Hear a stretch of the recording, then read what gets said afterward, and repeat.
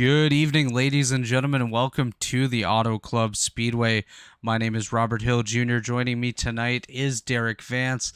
We are here for the Motor Racing Prince 250, the series opener in the Warriors for Peace Classic Series. This is the Lotus 49 car. Derik, something a little bit different than what we're used to in the open wheel world here on the Elite Racing Network. But how do you think tonight's going to go for these guys? Yeah, Robert, you're absolutely right. Glad to be back here. I was on the IndyCar series not too long ago, but definitely differencing contrast from the Delara to what we're going to see this evening. And I know you were talking about a little bit before we came on air some of the issues that the drivers are having. Rob, you want to go into those a little bit? Yeah, so one thing that I've heard from some of these drivers here tonight is the handling of these cars is very different than anything that they're used to. It's taken a little bit more effort to get the car set into the corners, kind of having to flick the car a little bit to see what they can do in regards to entering the corner. And, these guys have been trying a bit of bump drafting. Of course, it is Speed Weeks here at the Elite Racing League, so it'll be interesting to see how that bump drafting works out for these guys. But tonight's race, of course, as you can see on the screen here, a little bit of an overlay glitch there. 125 laps is on the slate for tonight. 50% is the fuel capacity that these guys are going to have, and only one set of tires. So that's going to be very interesting to see as we go through the race here tonight. Qualifying is just wrapping up now. We'll take a look at the starting grid and see who is going to lead us for the first race in this series. Also, too, I know you touched on some of the issues that the drivers are having in this first race. Something else we picked up too, especially in the corners here at Worldwide Technology Raceway, some of the oversteer that the drivers are going to have to compete against tonight, Rob, as well. Absolutely. Great point there. And just taking a quick glance at the starting grid, it is David Tucker on the pole with Jared Rexing on his outside, Tyler Fody and Bill Tyler in row number 2, Chad Frankenfield, Cameron Rich, row number 3, Jorge Nivea, they're in row number 4 alongside Andy Trupiano, Leighton Norgard, and Justin Wadsworth rounding out the top 10. Derik, why don't you take us through to position number 20 here? Yes, looking at this here, it is Jared Rexing. I believe you've already touched on him, and then some others that you'll see here as well on screen. Tyler Fody, I know he. There we go. It looks like position 13, Ethan Stanley. Beside him, position 14, looks like Bryson Hott, I believe is how that would be pronounced.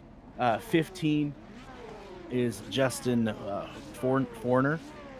16, having a hard time there. Johnny Thomas. Johnny Thomas. There we go. The starting grid kind of blends in there with the retaining wall a little bit. But 17, Ryan Schlud. I believe that's how that's pronounced. Beside him, Drew Esselman. And then 19, Drake Berry. And then rounding out the top 20 is Roy Collins. Yeah, starting in 21st tonight, Mark Murphy alongside Shane Coogan. Just behind them, we do see Robert Smith and Jim Herrick, 23rd, 24th there. Jordan Owens and Mark Rabilas starting 25th and 26th, respectively, with Craig Forsyth and Yari Brupacher just behind them. Douglas Nelson, Christopher Bryan, and Bill Colley rounding out the field tonight. We do have 31 cars that will take the starting grid tonight, and it'd be interesting to see how this race develops throughout. Of course, for most of these guys, they have never driven on this in this car before. They've raced here at Auto Club many times, but it's going to be very interesting to see how the race develops as we go along.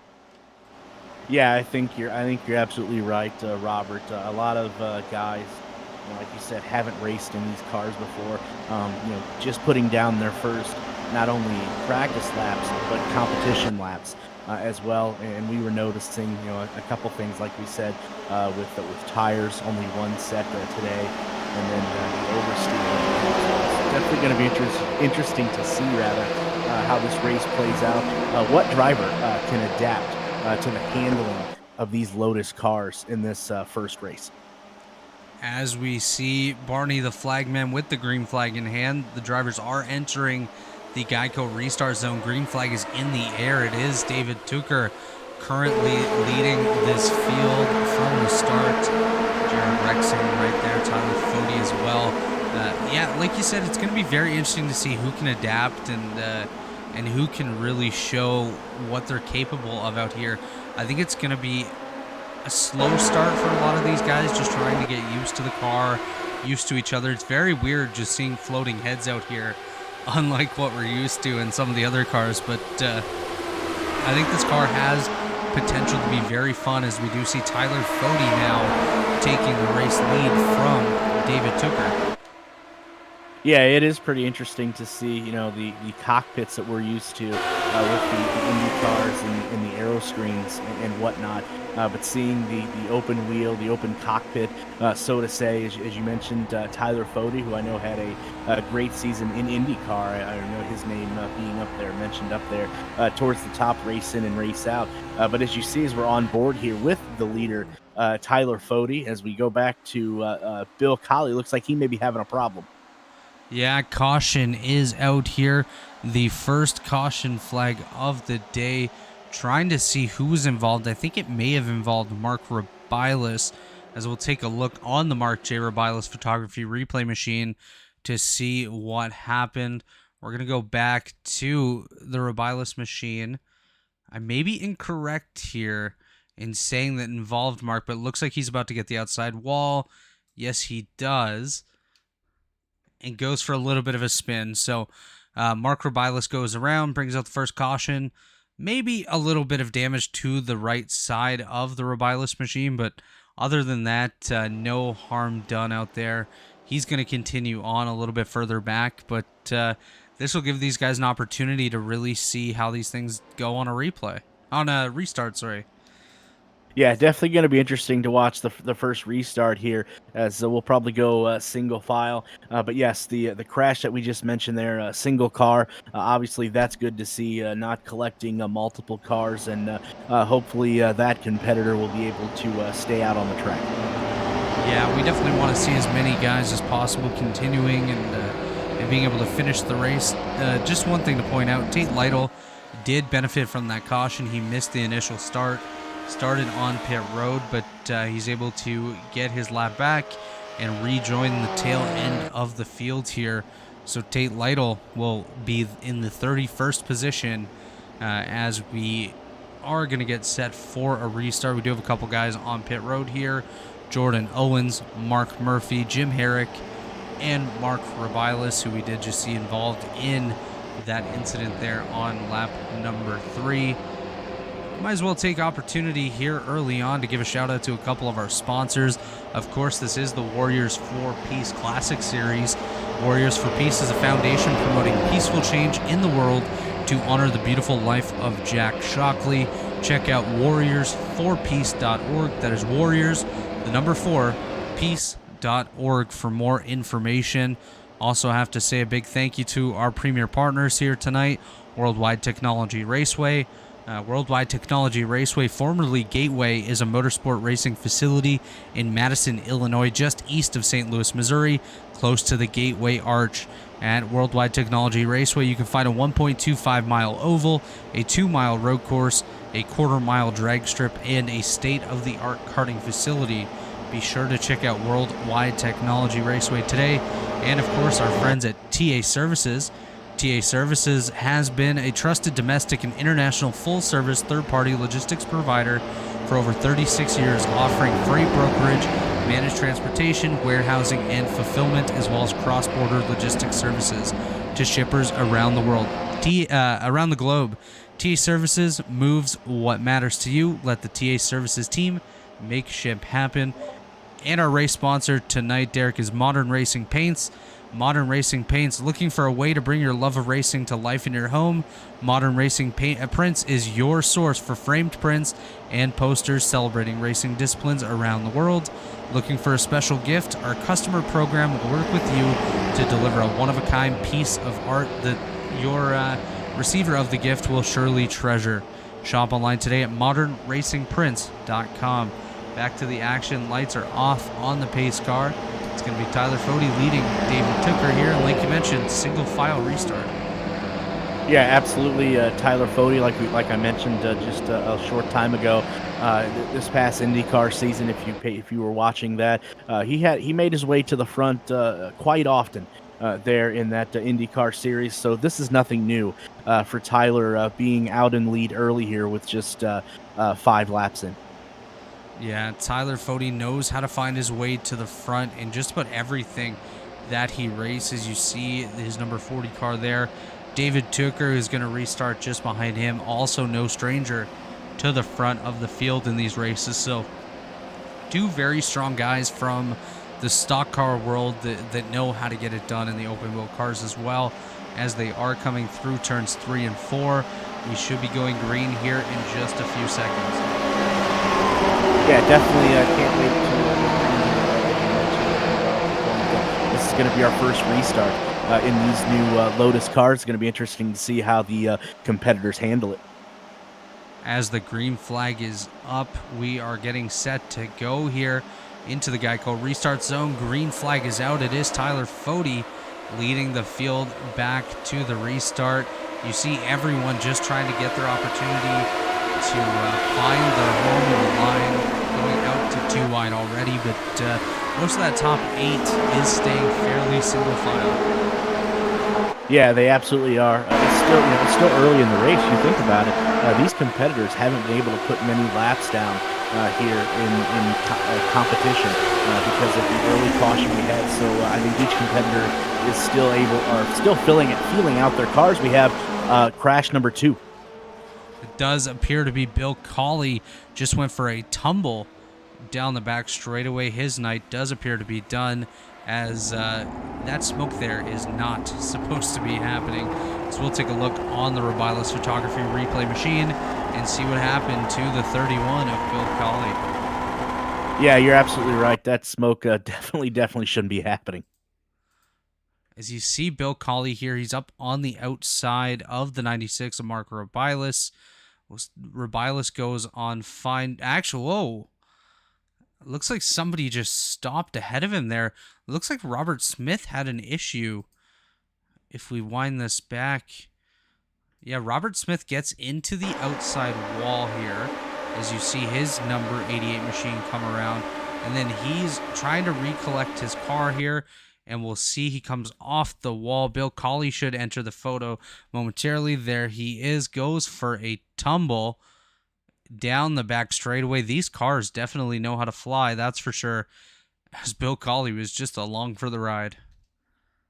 Yeah, he absolutely was, and you feel for him because he had no idea that that car, after it hit the outside wall, was just going to come to a complete stop. As we rewind this, and you see as we get a behind the wheel view here with Bill Cawley just cruising along.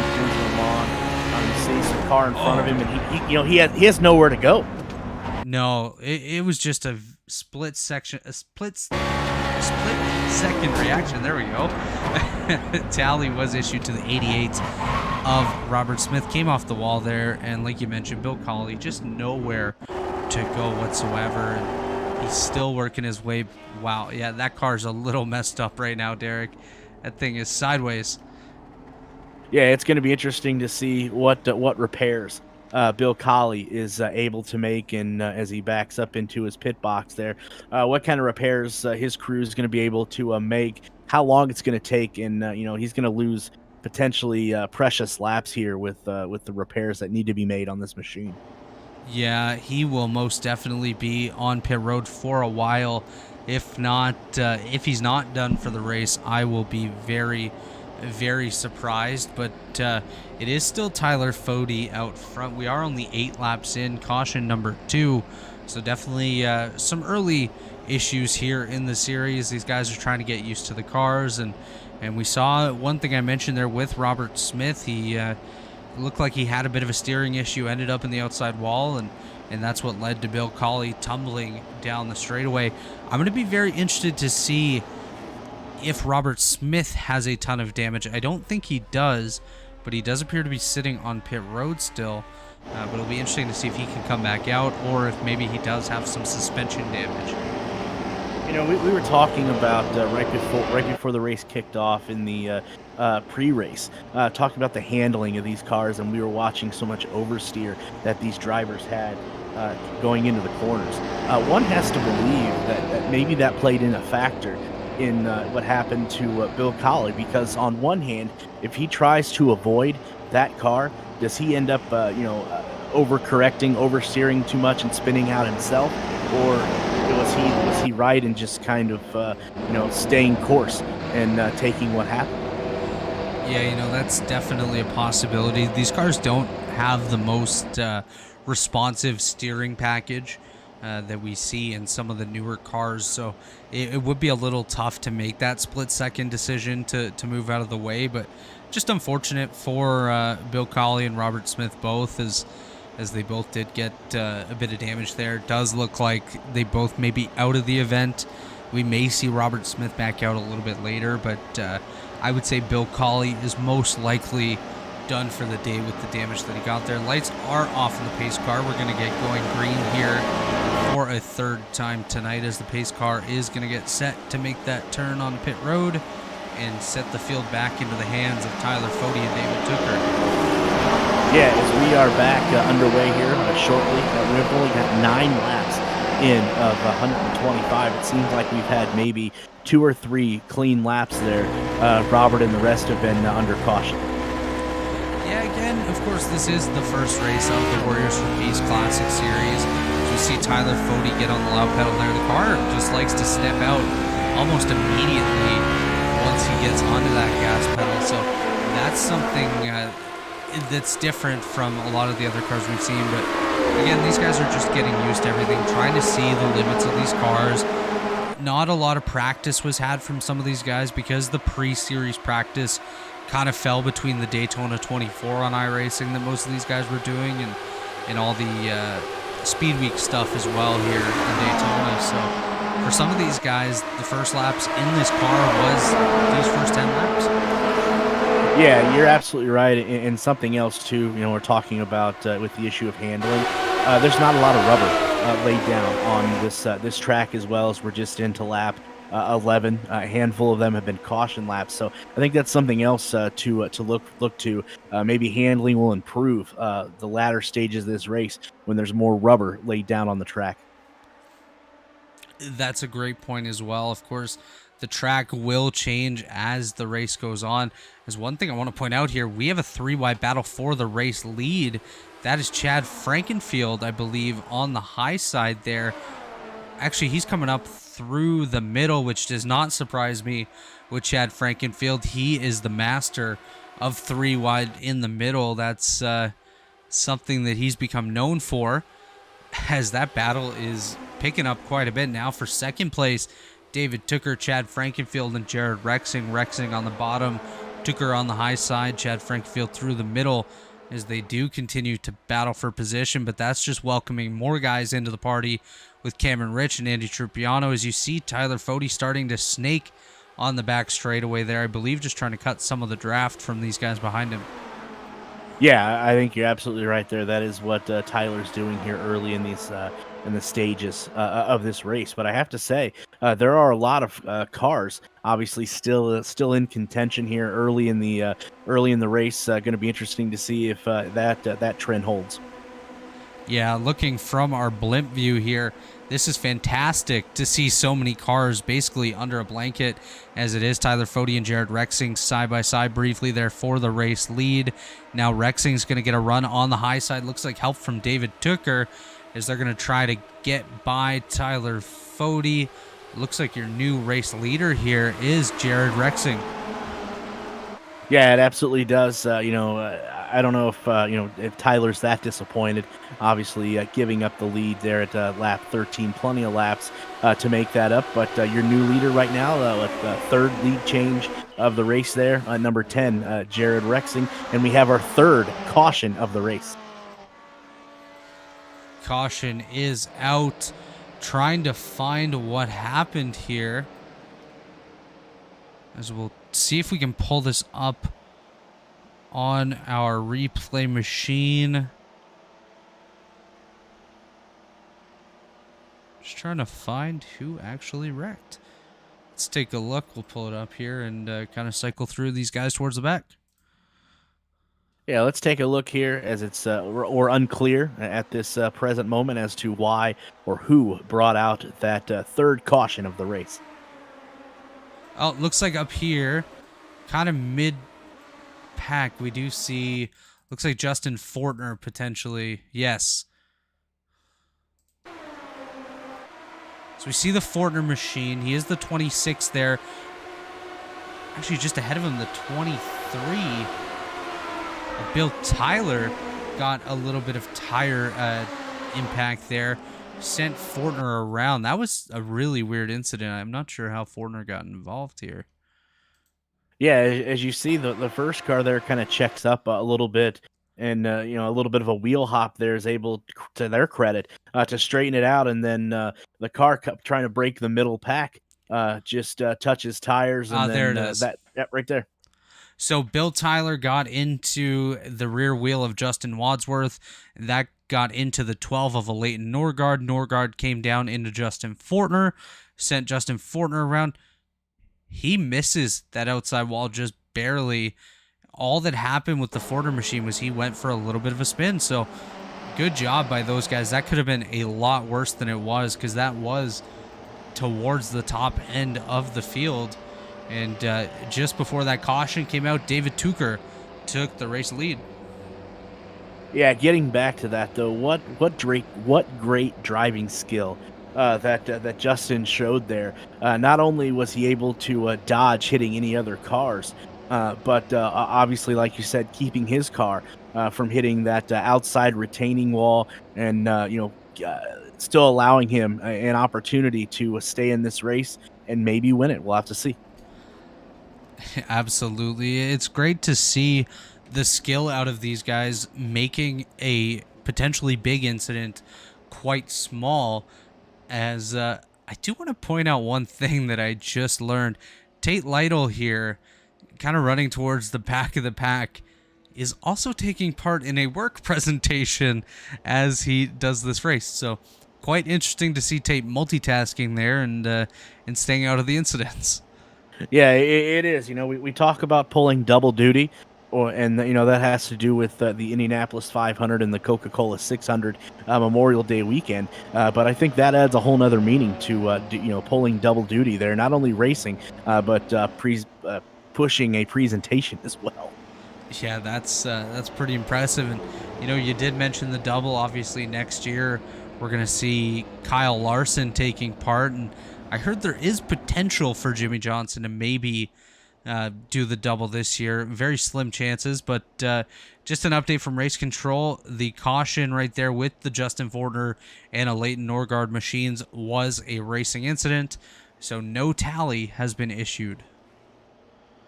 Yeah, definitely a lot of excitement as we're going through, lap 17 here of 125. But you talked about the IndyCar series coming up.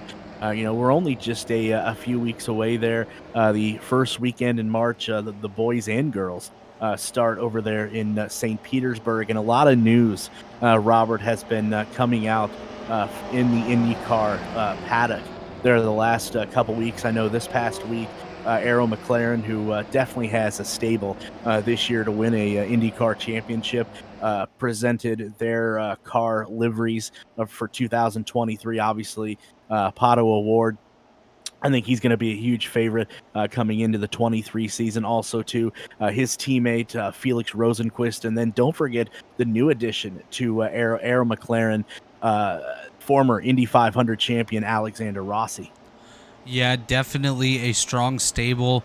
I think by far the best opportunity for the Arrow McLaren team to compete for championship in recent years, of course.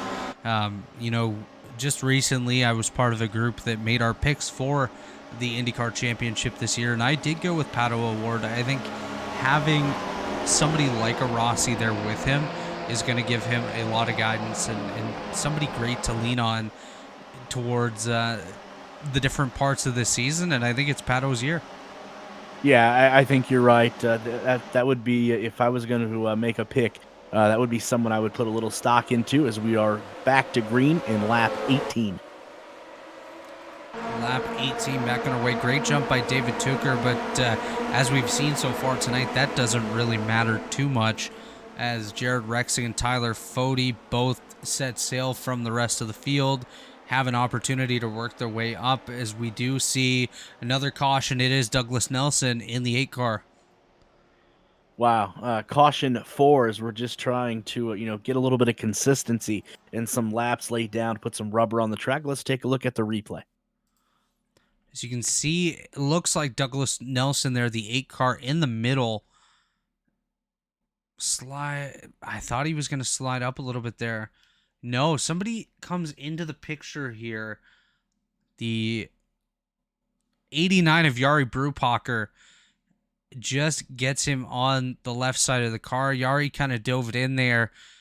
Didn't have enough space to make it work, and Doug Nelson ends up in the outside wall. Yeah, not only does Doug end up there on the outside wall, but as you can see, the front of the nose cone there hit the wall as well. So obviously he's going to have to go into the pit area there and get that replaced. So we're back under our 4th caution of the night.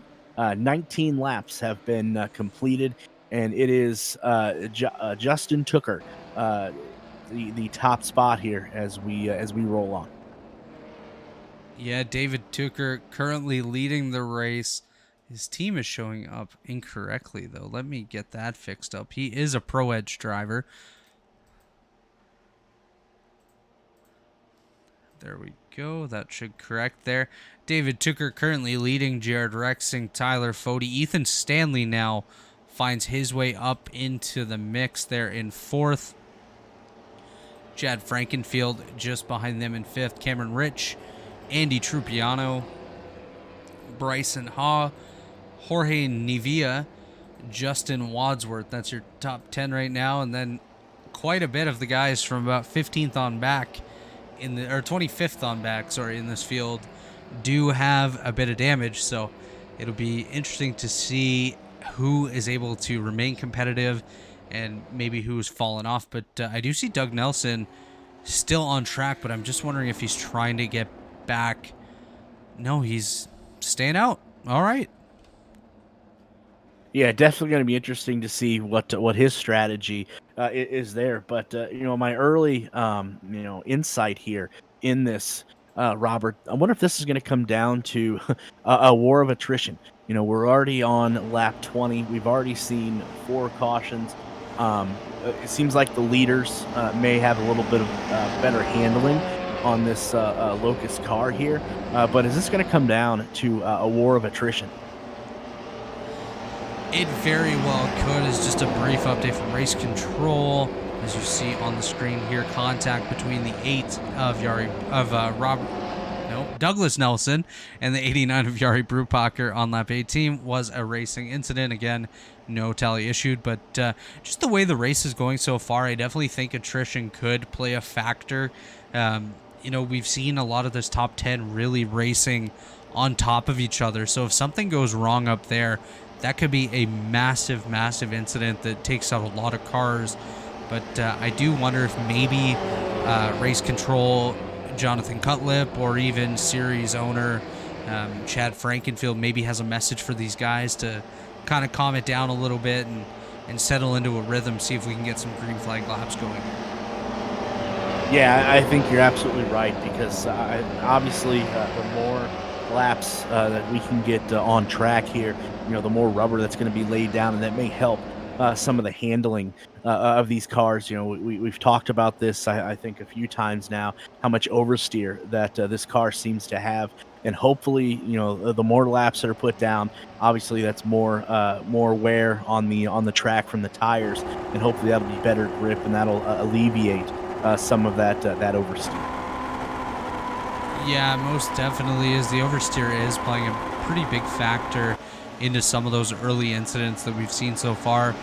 Once again, the lights are off on the iRacing.com pace car, so we are going to go green once again on lap 22.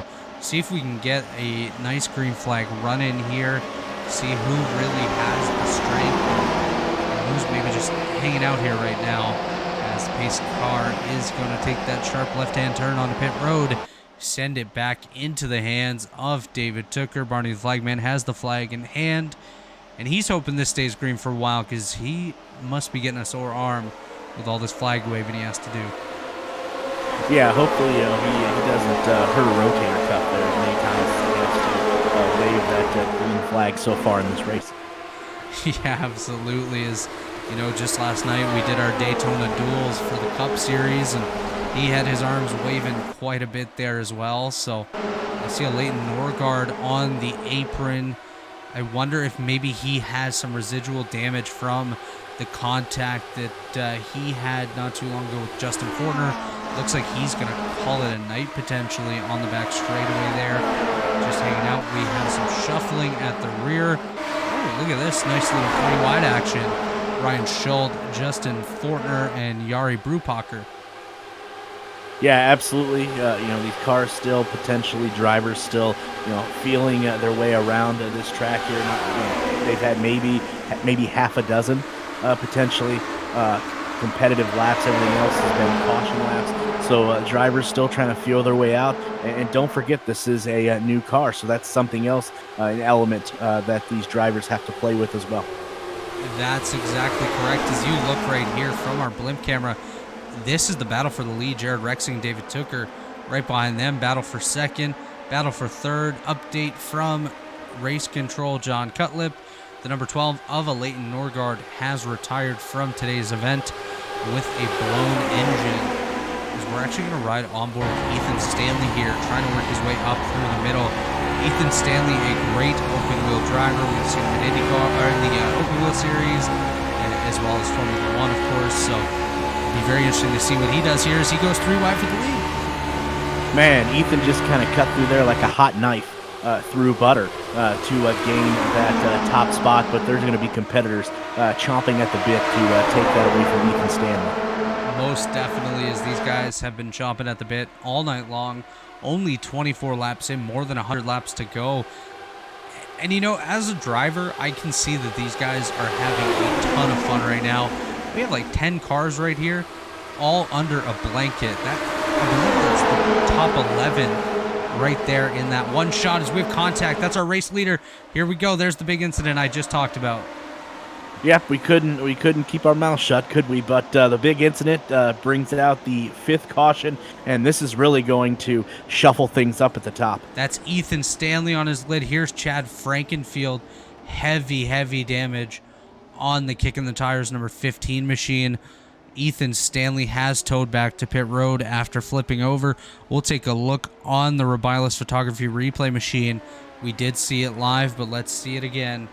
It was Frankenfield and Ethan Stanley. We'll zoom in on this one. You see a little bit of contact there from the 10 of Jared Rexing.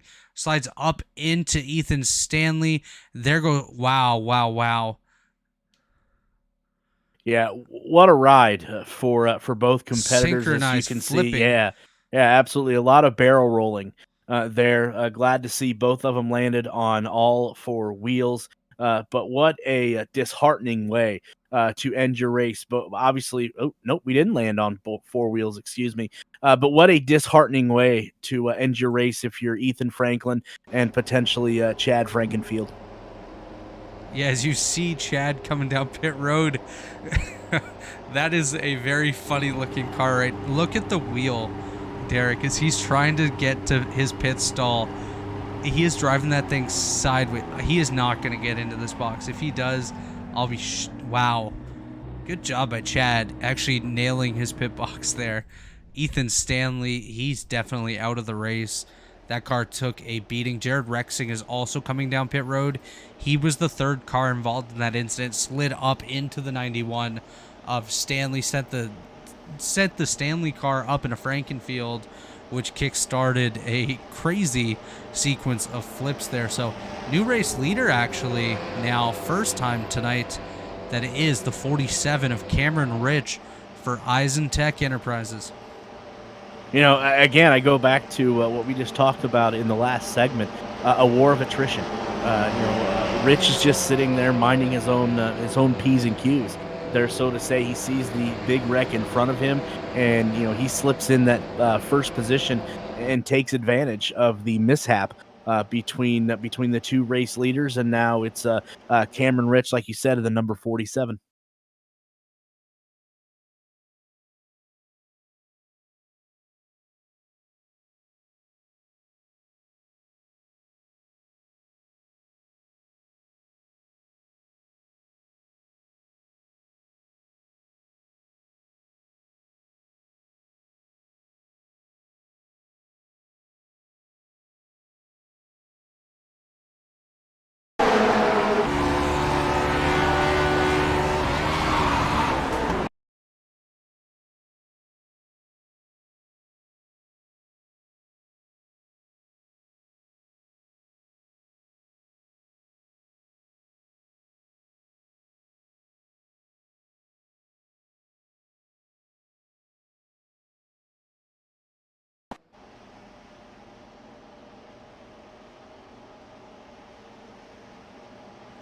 There.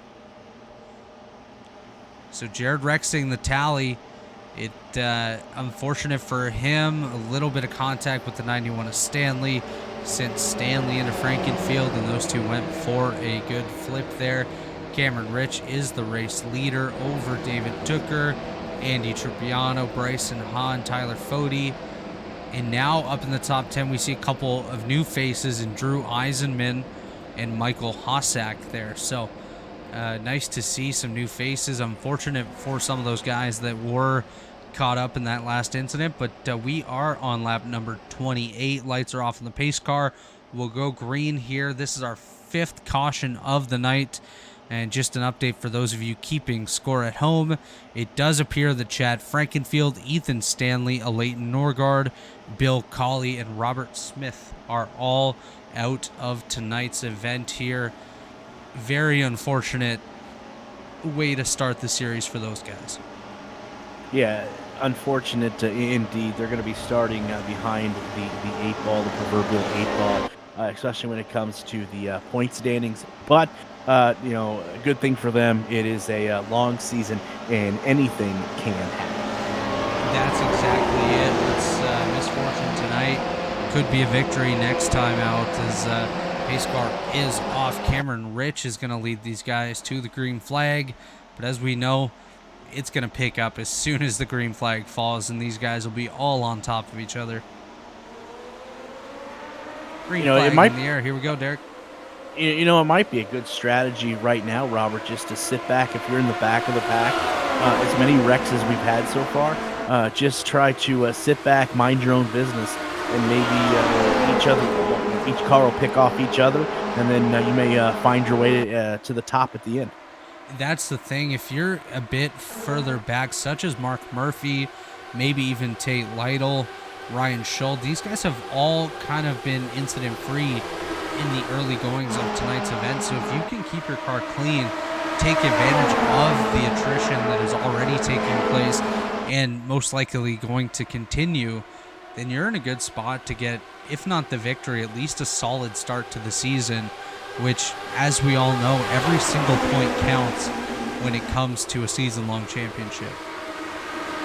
Yeah, you're absolutely right. So, this first race here, where you're trying to not only feel out the track, obviously, but your machine as well, this may be the race where you just sit back and try to, stay out of a wreck and, just click laps off and try to keep your nose clean. Most definitely, is you're going to do whatever it takes just to be there at the end. I mean, just look at these guys right now. They're still on top of each other.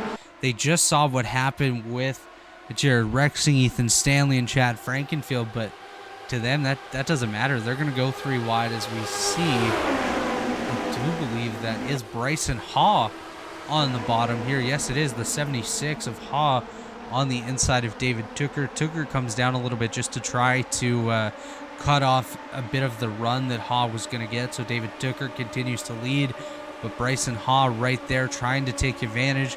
So we see Andy Trupiano now coming around the high side.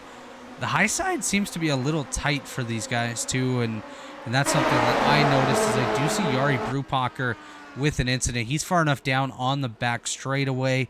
He's going to be able to at least pull it to the pits without bringing out a caution. So unfortunate for Brupacher there, but the battle is on here in the top 10, as basically the entire top 10 is right there once again. Yeah, they actually are. They are really close racing here in the first 32 laps. But we've noticed, with that close racing, it does come a lot of contact. A lot of contact brings accidents. That's exactly it. Contact leads to some big wrecks. Just not too long ago, we did see Stanley and Frankenfield both going for a tumble down the back straightaway, and that could easily happen to anybody here. I think these guys might be thinking 4 wide's an option here. As Andy Trupiano trying to run the high side here. You see him look at the steering that he's having to do just to keep it up there. You can hear the tires squealing, and look at all the dirt on his visor. What a great shot that we have here from the 7 car. Yeah, good camera work there. Whoever mounted that camera on there, good job to them. But yeah, you point out the steering, the oversteer there that Andy is. His hands really active on there. As you see, the track surface isn't the smoothest Caesar either. So you see those front shocks there bouncing up and down. So good driving there by Andy. One thing I noticed while we were on board with Trupiano there was I could hear the squealing of the tires when he was going through the motions of turning in the corner. That is not what you want to be hearing when you only have 1 set of tires on this car. Of course, you want as much rubber as you can have for the end of the race, but you also want to be competitive early on, as Andy Trupiano is just sending it up there. Actually, that does appear to be Bryson Haw right up against the wall there. Yep, that high line, like you said, not a lot of grip up there, as we've seen so far with 35 laps. Hopefully, maybe that'll open up another lane and change. We just have to wait and see. That's exactly what we'll have to do. As you do see, it looks like the top 8 is all together now as we see some cycling through. Who is that with a great run there? Looks like Justin Wadsworth in that blue car on the bottom there. Yep, Wadsworth with a great run there on the bottom. It looks like he's able to get a little bit of handling there from the independent racing team. Justin Wadsworth, he's finding some handling there on the low side of the track. Let's see if that plays to his benefit as this unfolds. It's very interesting to see the different lines here. Bryson Haw into the outside wall pretty hard here. We'll see if he can get it resettled without any sort of further incident. It looks like he does, so good job by Bryson Haw to recollect that car, as that could have been another fairly bad incident, and he was right up there in the top 5. Yeah, that would have been pretty tragic there. He could have taken out a lot of good cars there, but great job by him to save that. And as we continue to race on, we see somebody, familiar name, was climbing the position charts there in second position, the aforementioned earlier in the race, Tyler Fody. Yeah, Fody doing a great job there. You see the beautiful blue and gold livery on that number 40 machine.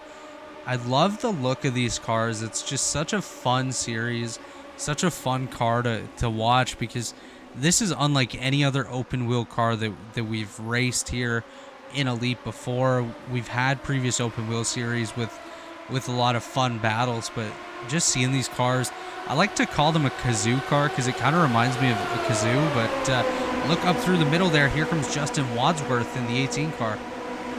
Yep, Wadsworth trying to take the lead there, but the other car there, Tyler Fody and Tooker, both jockeying for position, but Wadsworth trying to take the lead.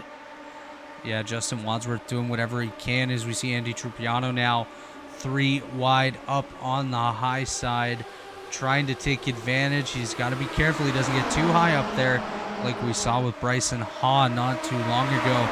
One thing I'm seeing here is a lot of jockeying for position in the middle of this field. Yeah, absolutely. Maybe we're finally starting to see these drivers get a handling on this new car you talked about there. Going to be interesting to see as the season unfolds. How much these drivers learn about these cars, what they can do, what they can't do. It's going to make for definitely exciting racing later on this season.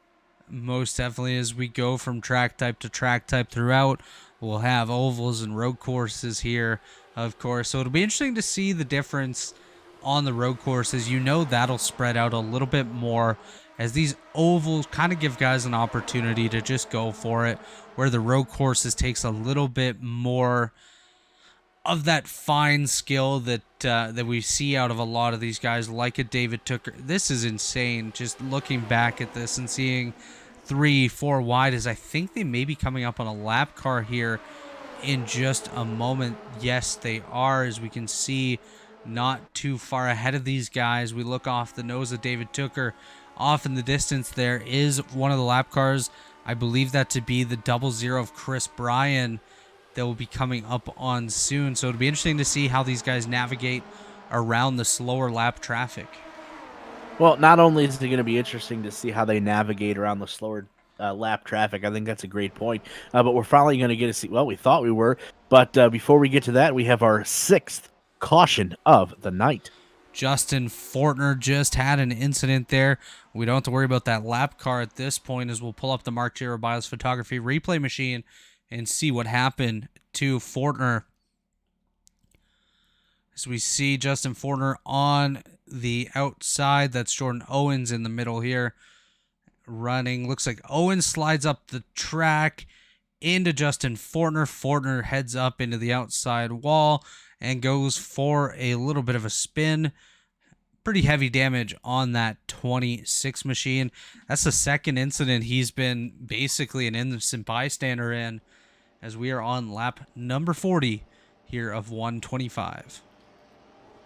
Yeah, absolutely. But what we were alluding to there before we had our 6th caution of the night, it was going to be interesting to see not only how these cars handled lap traffic, obviously, but I think, too, how these cars were going to react not having clean air, because that is all we've seen so far for 41 laps as these cars out in clean air. How are these cars going to handle in dirty air? I think that's something that we haven't seen yet.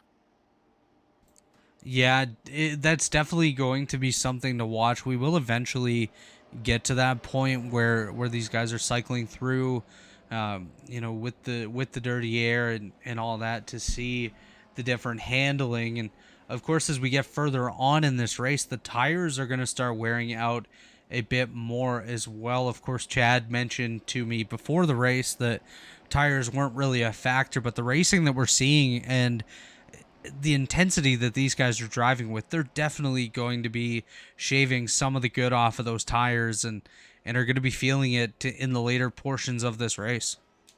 Yeah, you're absolutely right. It's going to be interesting to see how many laps these tires can run in a certain run, because, like you mentioned at the top of the show, as we see Bill Colley back on the track, they're only going to use one set of tires. So how much is tire wear going to play a factor in this late in the race? Yeah, that's definitely something to keep an eye on. It'll be interesting to see who has saved a little bit of their tires when it comes to the end of this race. I'm thinking in the later stages, probably the last 25 laps or so, once we hit that 100 mark, we should start seeing who did save and who didn't, as we see an update here from race control. Lap 40 incident between Jordan Owens and Justin Fortner has been ruled a racing incident, so no tally has been issued there. So that's a positive for those drivers, but Justin Fortner still on pit road fixing that damage. Gary Brupacher does appear to be out. Chad Frankenfield getting his car fixed. Ethan Stanley getting repairs as well. And like we mentioned, Bill Cawley back on track. That one surprises me a little bit, as I thought he would be out of the event. Robert Smith, Leighton Norgard, those guys are out of today's event, as it does appear that the lights are off on the pace car.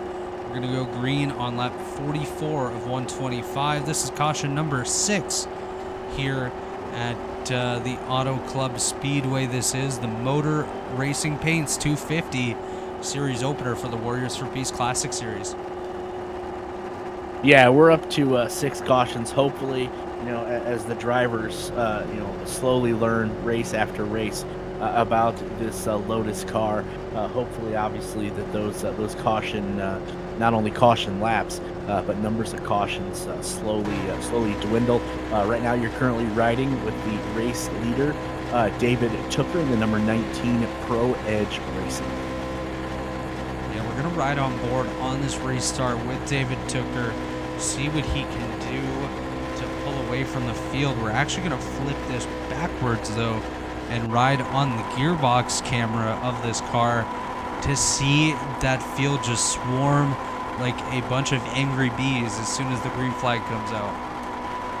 Yeah, they absolutely do. And when we can lay down some laps, consistent laps, I think we're getting some great racing. We've noticed cars lining up 3 by 3, and we've also seen rows of 4 as well throughout this first 44 laps. That's exactly it, as we see here with David Tooker able to get a bit of a jump. We have a wreck behind. Looks like Cameron Rich and Jorge Nevia here. This is a heck of a tumble for the Nevia machine. Cameron Rich also involved. I think Michael Hossack, yes, he was involved as well. Jared Rexon got through, but unfortunate wreck here at the back. We'll take a look on the Robilas Photography replay machine, see what happened. Yeah, while we're waiting for that replay to come up again, a couple more cars that have been in contention early. Robert, looks like they have met their match for tonight. Definitely unfortunate to see more of those guys out of the race. We do have the Robilas Photography replay machine ready here. We'll go ahead and pull that up now, see what happened to Cameron Rich, George Nevia, and Michael Hossack. So you see Cameron Rich on the bottom here. We'll follow Nevia on the high side. Looks like he comes down the track right across the nose of Cameron Rich.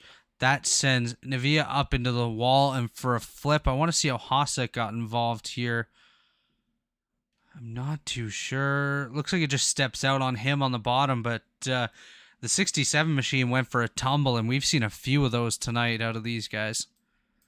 Yeah, that's one thing I've noticed with these Lotus cars here, especially if they get airborne. Rob, there's no telling what's going to happen. But so far, we've seen a lot of them when they get airborne. They just continue to barrel roll. That's exactly what I have noticed as well. We're going to go ahead and take a quick commercial break here on the Elite Racing Network, and we'll be right back with you here. It is the Motor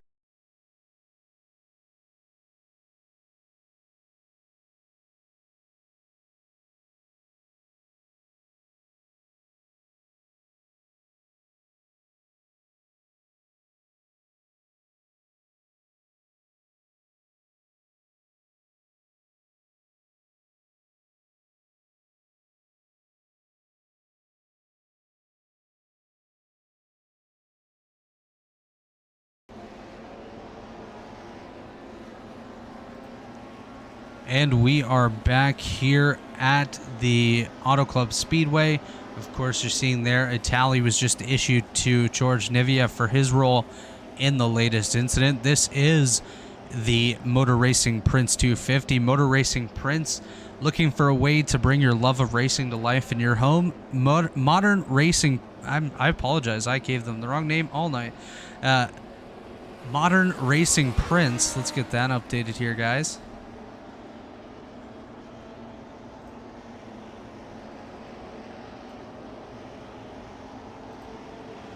Modern Racing Prince is your source for a framed print and posters celebrating racing disciplines around the world. Looking for a special gift? Our customer program will work with you to deliver a one-of-a-kind piece of art that your loved one will treasure. Shop online today at modernracingprints.com. Of course, this is the Warriors for Peace Classic Series. Warriors for Peace is a foundation promoting peaceful change in the world to honor the beautiful life of Jack Shockley. Check out warriorsforpeace.org for more information. And you just heard from our friends at TA Services. They are a great premier partner here at Elite, along with Blue Egg Marketing. Blue Egg Marketing is the marketing department for small business owners. Small business owners, Blue Egg is your biggest fan. And of course, Worldwide Technology Raceway, formerly known as Gateway, is a motorsport racing facility in Madison, Illinois, just east of St. Louis and the Gateway Arch, featuring a 1.25-mile oval, a 2-mile road course, quarter-mile drag strip, and a state-of-the-art karting facility. Check out Worldwide Technology Raceway today. Lights are off on the pace car lap 47. This will be the 8th start of the night. Caution number 7 is out on the race course. David Tooker leading over Justin Wadsworth, Tyler Fode, Drew Eisenman, and Bill Tyler, the top 5. Johnny Thomas, Doug Nelson, who we saw in an incident earlier there, in 7th. Craig Forsyth, Mark Murphy, and Drake Berry, the top 10, as the pace car should be coming around 3 and 4 now, getting ready to head down to pit road, and we'll set the field free once again here on lap 48 of 125 in the Modern Racing Prince 250. Yeah, definitely a race of attrition so far. I think, Robert, as we're on lap 48 here, and David Tooker leads us to lap 48. Yeah, David Tooker leading us here on the restart. A lot of attrition early on in today's event, but some of these guys just seem to have a better handle on the car, and other guys just kind of struggling to keep it straight, as these cars do seem to have a lot of push and aero issues that we've seen so far. And just an update for those at home, currently still sitting on pit road is George Navia, Justin Fortner, Yari Brupacher, Bill Colley, Chad Frankfield, Ethan Stanley, Leighton Norgard, and Robert Smith. Actually, I do apologize. Bill Colley is back on track, as that is the last car currently running in this field. Yeah, hopefully some of those cars that had some early troubles will be able to get back out here on track, get some laps, and get some points. Absolutely. As we just look through the field, see what's going on. I see a battle here side by side. That is Drake Berry on the high side, Mark Murphy on the bottom. Entering the picture now is Ryan Schuld, and the man that's doing just about everything tonight. Oh my gosh, that was Ryan Schuld. Here we go.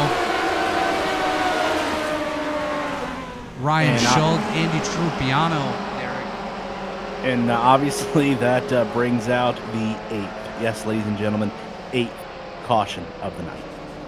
Yeah, currently on track for a bit more than anticipated at this rate. 20 cautions is the current track that we're on, but I think it'll definitely clean up here in the next few laps. These guys still get used to the car, but we'll look at Ryan Schuld here, see what happened. It was Schuld and Trupiano that brought out the latest caution. Watch Ryan Schuld here. He just enters the picture there on the bottom, immediately slides up into the outside wall. Tate Lytle gets lucky there, reacts to the contact in the outside wall. Ryan Schuld kind of along for the ride, and there goes Andy Trupiano. He unfortunately just got a piece of that, sends him into the grass. Ryan Schuld down in the grass as well. The nose looks a fair bit broken on that car, as he'll have to get that fixed up. And we're under caution for the 8th time tonight. Looking at the upper end of the field, Johnny Thomas has just pulled it onto pit road here. He was up inside the top 10, only car to come down pit road. So I wonder if maybe Johnny Thomas calling it a night, or if he somehow ended up with a slight piece of that latest incident. We didn't see him in it, but actually I have Bill Colley with an incident as well. He may have just stopped on track. It's weird if we see the second car of the night just all of a sudden stopping on track here. As that's exactly what happened with Bill Colley. Of course, he was in an earlier incident, so it is possible that maybe he picked up some engine damage and that thing let go. We'll wait for an update from race control on that, as I do expect to hear that shortly, as well as a call on the latest incident here that has us under caution for the 8th time on lap 52 of 125 in the Modern Racing Prince 250.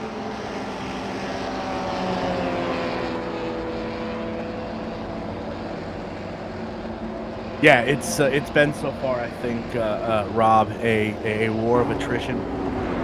You talked about keeping your car clean, keeping it away from the big one, so to say, and I think it's going to pay off for some of these cars that are towards the back, as you see, cars one by one being taken out by sometimes no fault of their own. So at lap 52 here, going to be interesting to see if there are any major players for David Toker so far. Absolutely, it'll be very interesting to see indeed, as we just got the update from race control on the lap 49 caution there. Self-spin by the 4 of Ryan Schuld involving other cars. Tally was issued to the Schuld machine, so Ryan Schuld does pick up a tally there. As we do see on pit road, we'll take a quick run through there. Andy Trupiano on pit road, he's actually pulling out of his box now, so that's good to see. Ryan Schuld on pit road. Johnny Thomas, I do believe, has parked it for the night. George Navia has also parked it here. Justin Fortner is on pit road. Jari Brupacher is on pit road as well. Bill Colley back on pit road. Chad Frankenfield still on pit road, and the rest of these guys are out of the race. Lights are off on the pace car. Lap 54, we should be going green once again. Let's see if we can get a green flag run in here, Derik, which would be rather nice. We did see one not too long ago for a short period of time that produced some great racing, so it'll be nice to see these guys get going once again. Yeah, definitely excited to see some green flag laps being laid down, maybe put an end to this caution-filled first 53 laps. Yeah, cautions are not what we want to see going forward. Of course, anything can still change here, but it'll be interesting to see how this develops, as David Toker will be taking the green flag from the race lead once again. Yep, it seems like to me David has the early car to beat, so to say. He's definitely figured out not only the car but this track here. But I think Tyler Fody and company behind him may have something to say rather when it's all said and done. Absolutely, as we do see the green flag is in hand. Green flag, we're back underway, lap 54. It is David Toker currently ahead of Justin Wadsworth and Tyler Fody. Drew Eisenman just joined the party, as well as Bill Tyler, Craig Forsyth, Doug Nelson, Drake Berry, Mark Murphy, and Tate Lytle up inside the top 10. As we do see the closest battle right now is that second place battle between Wadsworth and Fody, as Fody dives to the bottom. Looks like we have another incident here. Shane Coogan. Caution is out for the 9th time tonight. Yeah, just can't quite get a consistent run put together as we see the replay. Taking a look on the Mark J. Robilas photography replay machine, we do see the 9 car of Shane Coogan here. See what happens to him. Looks like it starts with the 44 of Jim Herrick. Wow. Once again, unfortunate for Coogan. He had nowhere to go, so we're going to lose them briefly behind that pillar. But looks like Coogan got the biggest part of this wreck as the 44 of Herrick is able to continue on. I think somebody else just collected Coogan there once again, sent him for a spin. Wow. 9 cautions, Derik, already here on lap 55. We are not even halfway in the event. As a driver, this is frustrating. Yeah, I think you're absolutely right. This has to be frustrating, not only the leader, but everyone else behind him. Because, how are you supposed to get some grip on the track? Obviously, you only have one set of tires. That's got to be coming into play as well. But drivers are definitely, I think, learning a lot from this new car going forward, and it's going to be interesting to hear from some of the drivers after the race to get their thoughts as to what they think is attributing to all 9 cautions so far. Yeah, that'll definitely be something that we do have to ask these guys about, and kind of how their mentality was seeing so many cautions early on. I know the one thing that you really want to get, especially when it's something fun like this appears to be, you want to have the opportunity to put together a nice green flag run with some great battles all night long, and they're just not getting that opportunity. And just an update we did just see across the screen, lap 54, contact between the 44 of Jim Herrick and the 9 of Shane Coogan has been issued as a tally for the 44 of Jim Herrick. So Herrick gets a tally and Coogan gets a visit to pit road. Yeah, definitely going to be interesting, like you said, to hear from the drivers, to get what their mentality was, and then also too how much they learned from this car. Are they able to learn anything? Because talking about putting consistent runs together, are they going to be able to use the data, the feel of the track, the feel of the car, without getting a consistent non-caution run? Yeah, you're not really getting a good feel of the car when you don't have the opportunity to piece together a good amount of laps. It could feel really good on the first 1 or 2 laps, and then after that, the handling could really go away. And these guys haven't really had the opportunity to feel that out yet, which, of course, when it comes to a new series and a new car, you want these guys to have the opportunity to really adapt, especially at a track like this, before we go to a more technical track such as a road course where there's turning left and right, and a lot more skill has to go into it, rather than these ovals where most often on these bigger ovals you're not really having to brake and go through too much technical stuff at all. Yeah, definitely for sure, as we are in the middle of our 9th caution at lap 57, and if you're just tuning in, just listening, that's what you haven't missed much, ladies and gentlemen. You haven't missed much at all. We've had a handful of laps, maybe a little more green. Other than that, it's been a lot of caution laps, and you are currently looking at the race leader, David Tooker, in the number 19 with Pro Edge Racing. Yeah, David Tooker currently leading over the independent car of Justin Wadsworth there in second. Tyler Fody remains in third. He's been up there all night long. He drives for Lake Norman Motorsports, of course. Just behind him, the EisenTech machine of Drew Eisenman. And in 5th place, Bill Tyler, another independent. Followed there in 6th by Craig Forsyth for 4DRacewear.com. Look at Craig in his profile picture there, looking all official. And just behind them, of course, Doug Nelson for Darkwater Racing. Green flag back in the air. We'll go back up front here to David Tooker. Yeah, let's see now how many of these laps we can go caution-free. Let's see if we can get a consistent run put together. That's definitely what we're going to hope for here as these guys do try to get settled in. We're going to have to watch. We nearly had an incident there with Fody and Wadsworth as they got a little sketchy. We see somebody here on the back straightaway. Looks like getting a little bit sketchy. Mark Murphy coming into the picture here with Doug Nelson. That's a battle for the 9th position. Tate Lytle there as well, but back up front it is David Tooker with Tyler Fody, Justin Wadsworth, and Drew Eisenman all right behind him here as that battle is on for the second position and the first position as well, as really David Tooker's not too far out in front at all. No, he's not. He's got a couple cars right there contending for As the there lead. it is, Tyler Fody to the race lead. Yep, absolutely. A name that we have talked about in the early stages of this race, but Tyler Fody regains that number one position. How long will he be able to hang on to it? Yeah, I think a lot of that depends on how long this green flag is going to be out for, as we see Justin Wadsworth taking it to the top, 3 wide here.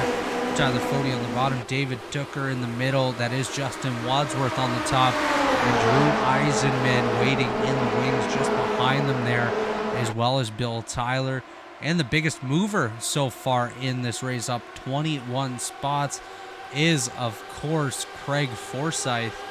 Forsyth doing a great job. Started 27th tonight, up to 6th. He's taking advantage of the attrition, and he's hoping to see a little bit more ahead of him as he wants to take the victory here.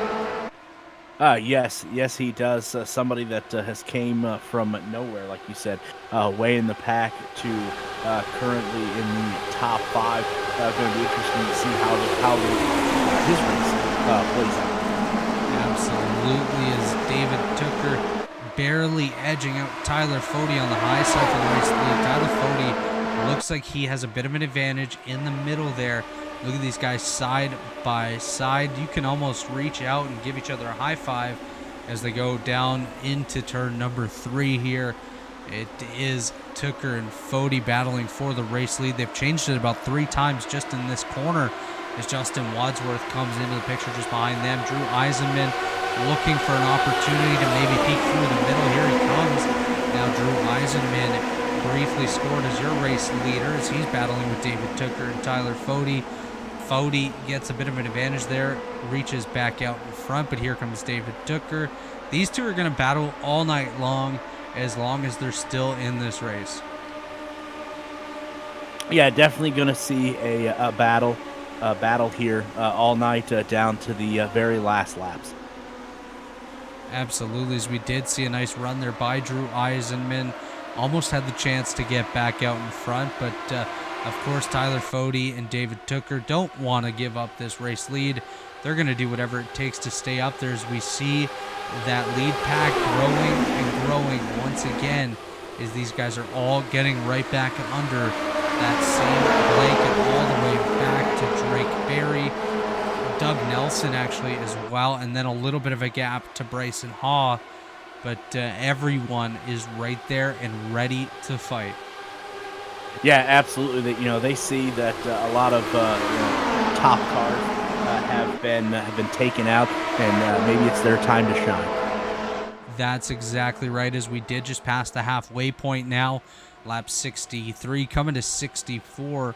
It is David Tooker and Tyler Fody, but here comes Justin Wadsworth on the bottom there, new leader Justin Wadsworth. But how long will this last? Will it even get scored as a lap led? No, it will not, as here comes Tyler Fody and David Tooker. Fody and Tooker just seem to have a good feel, as we did just have Drew Eisenman get a piece of the wall there. It looks like he's okay, able to continue on. As you see these cars just bouncing down these straightaways, it is quite insane to see how these cars react. Yeah, it absolutely is. As all these cars, obviously brand new. Some drivers first time behind the wheel. Really interested to see how they're going to react when they're in packs. As you just watch the wheels here of the Eisenman machine, just look at them bouncing as we go down into the back straightaway here.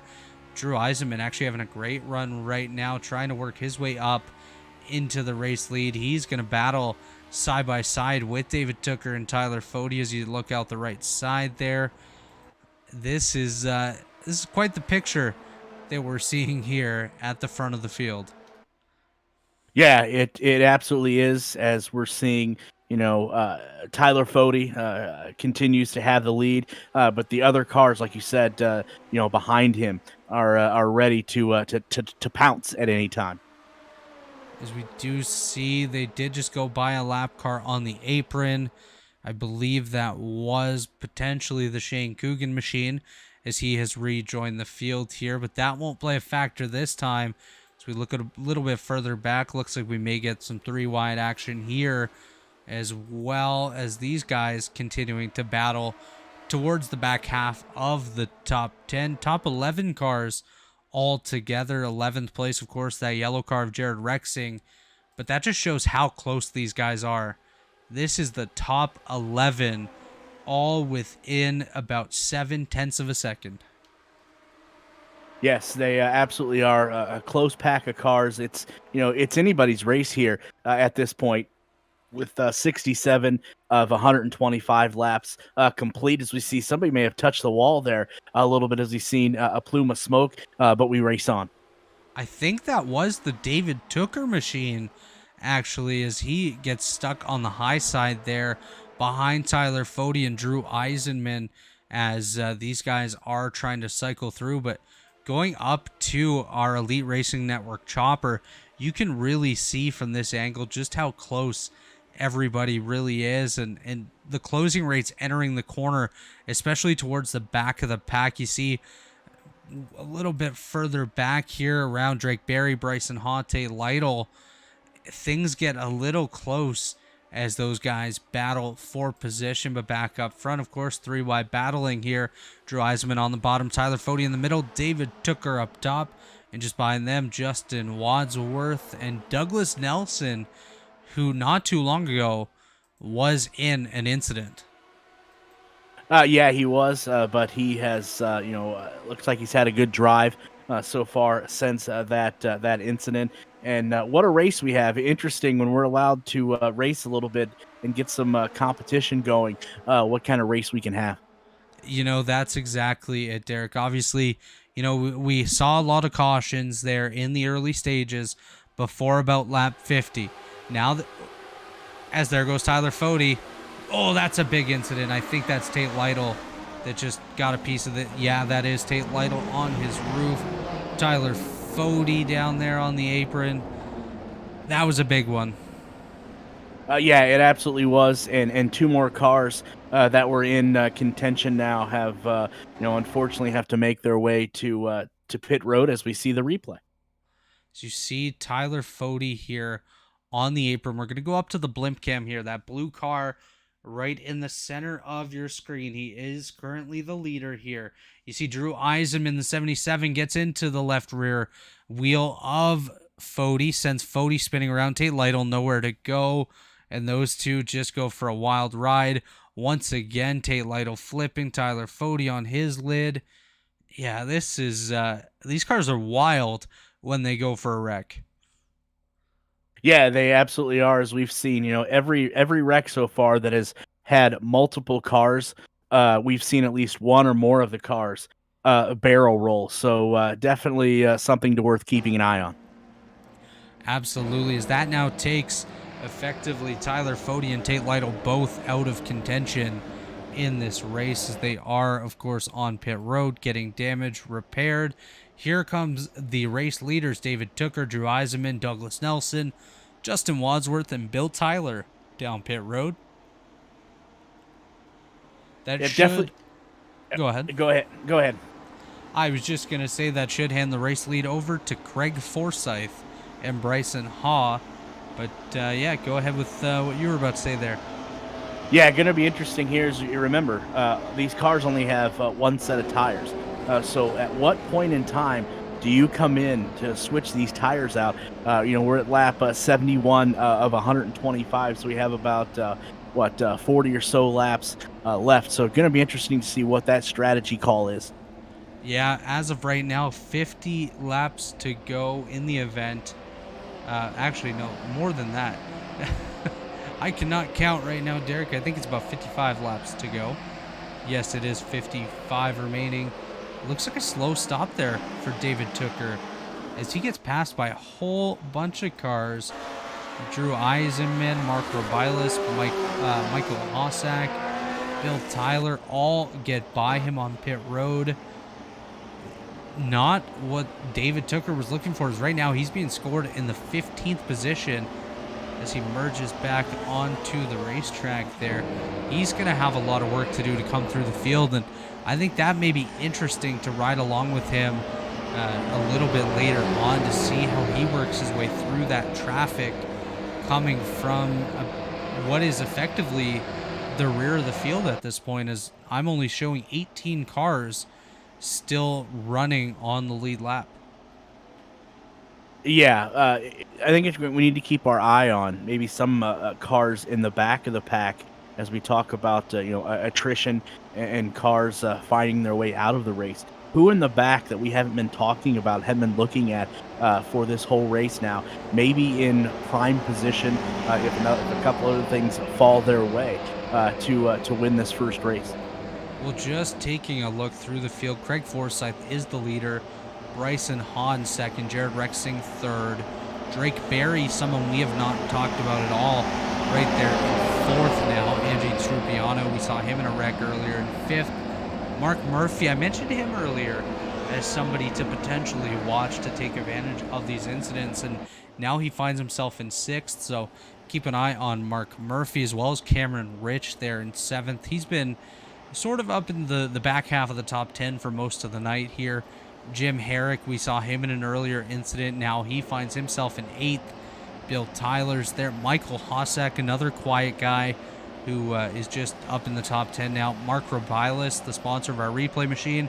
His name's out there a lot tonight because of the cautions, of course, caution 10. And then behind him is where you find Tooker, Eisenman, Douglas Nelson, Rory Collins. We haven't talked about him at all. Justin Wadsworth, Christopher Bryan, I don't think I've said his name even once, and Jordan Owens. So a lot of good cars are buried in the back of the field right now, and it's going to be interesting to see what they can do if they get the chance to work their way up through the field. Yeah, definitely going to be interesting to see, and maybe one of those cars that is in the back of the pack is able, like you said, to work their way to the front and find themselves in the lead when this race is complete. Absolutely, as we will ride on board with David Tooker here. I just want to see how quickly he's able to navigate through, as he has already gained a few spots here right on the restart. This is a guy that's been basically the race leader for most of the race here tonight. Mark Robilis just crashed, guys. We are caution number 11. We're going to open the Robilis replay machine to show you the Robilis replay right now. Yeah, definitely going to be interesting to see what happened to bring out this 11th caution. You see the 96 car of Mark Robilis right behind, showing as 91. That is Ethan Stanley just out of him. It just steps out on Mark Robilis here. As you can see, the 96 goes for a bit of a spin and ends up in that outside wall. I think Christopher Bryan, yes, he did just clip him at the end, as you'll see. Or does he? I don't think he does. I think Christopher Bryan just goes for a little bit of a loop here. Yeah, just in reaction to the Mark Robilis incident, Christopher Bryan goes to the apron, goes for a spin. So two cars there involved in that two separate incidents here to bring out the 11th caution of the race here in the Modern Racing Prince 250. Lap 74 of 125, 52 laps to go. Craig Forsyth now just going to rack up the laps led with a couple cautions here. As David Tooker, just an update, did get up to position number 11. So he is just outside the top 10, actually, as he's showing in 10th now. So it'll be very interesting to see these guys from further back, like you mentioned, work their way up. It's going to be interesting to see if someone like Craig Forsyth could potentially get a breakthrough victory here as well tonight. Obviously, I'm going to knock on wood for Craig. I don't want to jinx him, but it'd be interesting to see if maybe he can snag a victory with the way that this race has gone. Yeah, you're absolutely right. But again, we've noticed that some of the leaders, a few of them tonight, have when it got a little racy, ended up putting each other into the wall and taking each other out. So hopefully that is not his ending his race tonight. Yeah, absolutely. Hopefully not. It'll be interesting to keep an eye on that. As you know, we're almost at the point where half of this field has been caught up in incidents. Basically, from 18th on back right now is more than likely out of the race. I think we have about 3 cars in that rear of the field that are on track right now. I think Shane Coogan's still out here. Ethan Stanley is out here. And I do believe we may have one more car. Mark Rubilis did just pick up a self-spin tally. That is his second tally of the day. So I do believe that he has now been parked for the night. So again, add that car to one of the casualties that we've had in this race, as we are under caution at number 11 at lap 75. Again, like I said, if you're just tuning in, a lot of good cars have had to retire for this evening. Yeah, actually, this is caution number 11, and we have retired 11 cars tonight. So we currently still have 20 cars running. A few of them are multiple laps down. One of them is indeed 37 laps down, but he's still out there. And it's going to be interesting to see if we lose any more. I hope we don't. But the way that this is trending, I think we may. Yeah, it wouldn't surprise me, as unfortunate as that is, as we're going to lose potentially maybe one or two more cars before this is all said and done. Yeah, hopefully just one or two more. We are going to be 49 to go when we take the green flag. We did get a fairly decent run right there. Hopefully we can continue on, and maybe actually no, this was only about 2 laps, but just before that we got a fairly decent run, and I'm hoping that we can maybe go to lap 100 or so here on this restart, at least get about 20 to 25 laps in, let these guys kind of separate, show what they can do, and then it'll set us up real nicely for the end. If we can go green to the end, I will take that too. I will not complain. Yeah, obviously, I don't think any of us will complain as the pace car pulls off, and we are now under lap 76 with Forsyth. Craig Forsyth there of 4dracewear.com leading us to the green. Yeah, Craig Forsyth, the Canadian, leads us to the green flag here, as he does get a nice jump over Bryson Haw. Jared Rexing right there waiting in the wings. Rexing was, of course, up front earlier tonight, qualified in the second position. As we see, Drew Eisenman had a bit of a moment there. He's falling back. Looks like he'll have a bit of a gap to get back there as things collapse around him a little bit. That got a bit sketchy, but Craig Forsyth does continue to lead here. 49 coming to 48 to go. It is the 27 of Craig Forsyth here out front, and he's got just about everybody right on top of him right now. Yes, he does. There is definitely a battle behind him, as we see someone on the high side trying to take the lead, maybe make it 3 wide going into the turn. Yeah, as we see up on the high side, that was Jared Rexing. As Craig Forsyth dips down to the bottom, Drake Berry is right there as well, trying to take advantage of this in the 29. That is Drake Berry actually up on the high side in the 29. In the middle was Bryson Haw, and on the bottom, Craig Forsyth. That is the 3 wide battle for the race lead. And just about everyone else that's up inside the top, about 7 or so, is right there as well. As I think we're about to go 4 wide. Yeah, definitely going to be interesting to see how these cars react going 4 wide. Hopefully they can keep it clean. Yeah, as it looks like we were able to get away from the 4 wide possibility there. Back down to 2 wide. It is still Craig Forsyth out front. Just an update from the rest of the top 5. Cameron Rich up to 4th. Mark Murphy there up to 5th. Drake Berry, we just saw him on the high side going for the race lead moments ago. He's back to 6th. And Jared Rexing there 7th. David Tooker slowly gaining back into the top 10. He's only up to 9th. So a fair bit of work to do for Tooker. But if these guys still battle as tight as they are right now, David Tooker might be smart by just hanging out there. Yeah, absolutely. Keep your nose clean there, and let everyone else make a mistake if that happens. And if they do make that mistake, take full advantage of it. As we see Mark, that's Cameron Rich right here, but we see Mark Murphy. He's trying to run the bottom, see what he can do to work his way up. There's Bryson Haw. We see him up top. Mark Rubilas, I do see just left pit road. That'll be interesting to see if Race Control lets that continue. But Bryson Haw now being scored as the race leader, as they were briefly 4 wide there. Now we're back to 3 wide. I think this is going to continue until someone pulls the plug. Yeah, hopefully what you mean by pulling the plug there is they don't have a big wreck where it collects a lot of cars. As we see that middle lane now may be the one that's on the move a little bit. Here we go. Multiple cars involved. We're trying to get a good picture of that as we saw Jim Herrick and Bryson Haw involved.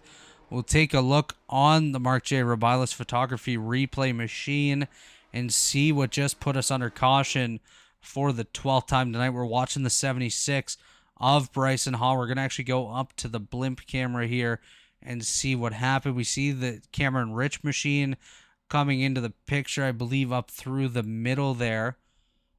Looks like a little bit of contact from Cameron Rich into Bryson Haw, sends Haw around. That was Jim Herrick that just got collected there. And of course, there is our typical tumble that we saw at a Herrick. Big contact for Bryson Haw. I do want to go on board with Jim Herrick here through the incident and see what he saw. You know, just what we were talking about here is the front cars trying to keep their nose clean, but unfortunately, that just didn't come to fruition in this lap. No, as we'll back it up here with Cameron Rich and see what exactly he saw. Just a little bit of a nudge into the Bryson Haw machine. Sends Haw around. Rich able to continue. But it'll be interesting to see how this is scored by Race Control. If it will be a racing incident or potentially a tally for the Cameron Rich car. I do believe it'll likely be just a racing incident. Lap 83 of 125 in the Modern Racing Prince 250 here at Auto Club Speedway in the Warriors for Peace Classic Series. You notice we were just watching that onboard camera there during that wreck, and did you see how tough it is not only to obviously maneuver around this course in race competition, but how tough it is when you get bumped? How much you have to maneuver the steering wheel there, not only to keep your car out of the wall, but to keep your car out of another car. Yeah, it just looks really tough. Any sort of contact just seems to be really, really, really upsetting these cars, sending these guys around just by the slightest of contact. Because we rode on board there with Cameron Rich just a moment ago, and the contact that we saw from him certainly was nothing major whatsoever, and all of a sudden it sent Bryson Haw around. But that's unfortunately just how it is sometimes in these cars when there's just not too much control to be had. Yeah, absolutely. Not only is there not enough control, but really how many competitive laps have these drivers been able to get their hands on per se in this new car? Yeah, and we had mentioned that before early on as well. There we go. Tally was just issued to the 47 of Cameron Rich, which we thought was a possibility there. But one thing we mentioned earlier on was when it came to experience in these cars, these guys didn't get a ton of time. Of course, this was not the original plan for our open wheel series this season. That changed when a contract went a different way. For a series that'll remain unnamed here, but we had to change to something else. We went to the Lotus, and it didn't really give these guys a ton of time in the off season to prep like they would have liked. And then this week there was a couple practice sessions, but which also lined up with some of our Daytona Speed Week stuff on the NASCAR side, and And this past week was the Daytona 24-hour race, so a lot of guys were preoccupied with that. So, like I mentioned early on, for these guys, their first laps in this car was practice qualifying and these 84 laps that we've run tonight.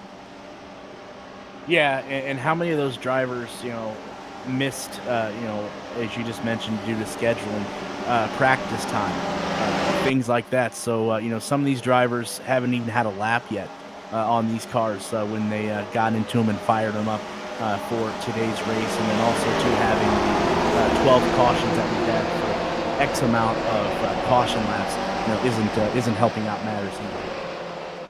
Absolutely not. As the pace car does take the turn onto pit road, Craig Forsyth will lead these guys back to green. Green flag is in the air. Craig Forsyth will take them to the green flag here at lap 85 of 125. 41 laps to go. Yep, 41 laps to go here. A lot of good cars have had to retire for the evening. It's been a war of attrition, and let's see how it plays out. As we see Andy Trupiano up there, up through the middle. Excuse me, I had to sneeze there. Drake Berry up through the middle, trying to take the race lead. As we see currently Craig Forsyth remains out front. Cameron Rich right there. He just received a tally on the last caution there, but he's not letting that stop him as he's up in the party here, trying to do what he can to work his way to the front. As Drake Berry now scored as the race leader. Now Craig Forsyth back in front. This is going to change a bunch of times. Andy Trupiano working the high side there, trying to take advantage. No help from behind for him as Drake Berry gets a little bit of an arrow push from David Tooker, actually, as David Tooker just came out of nowhere back up into the top three. Yeah, absolutely.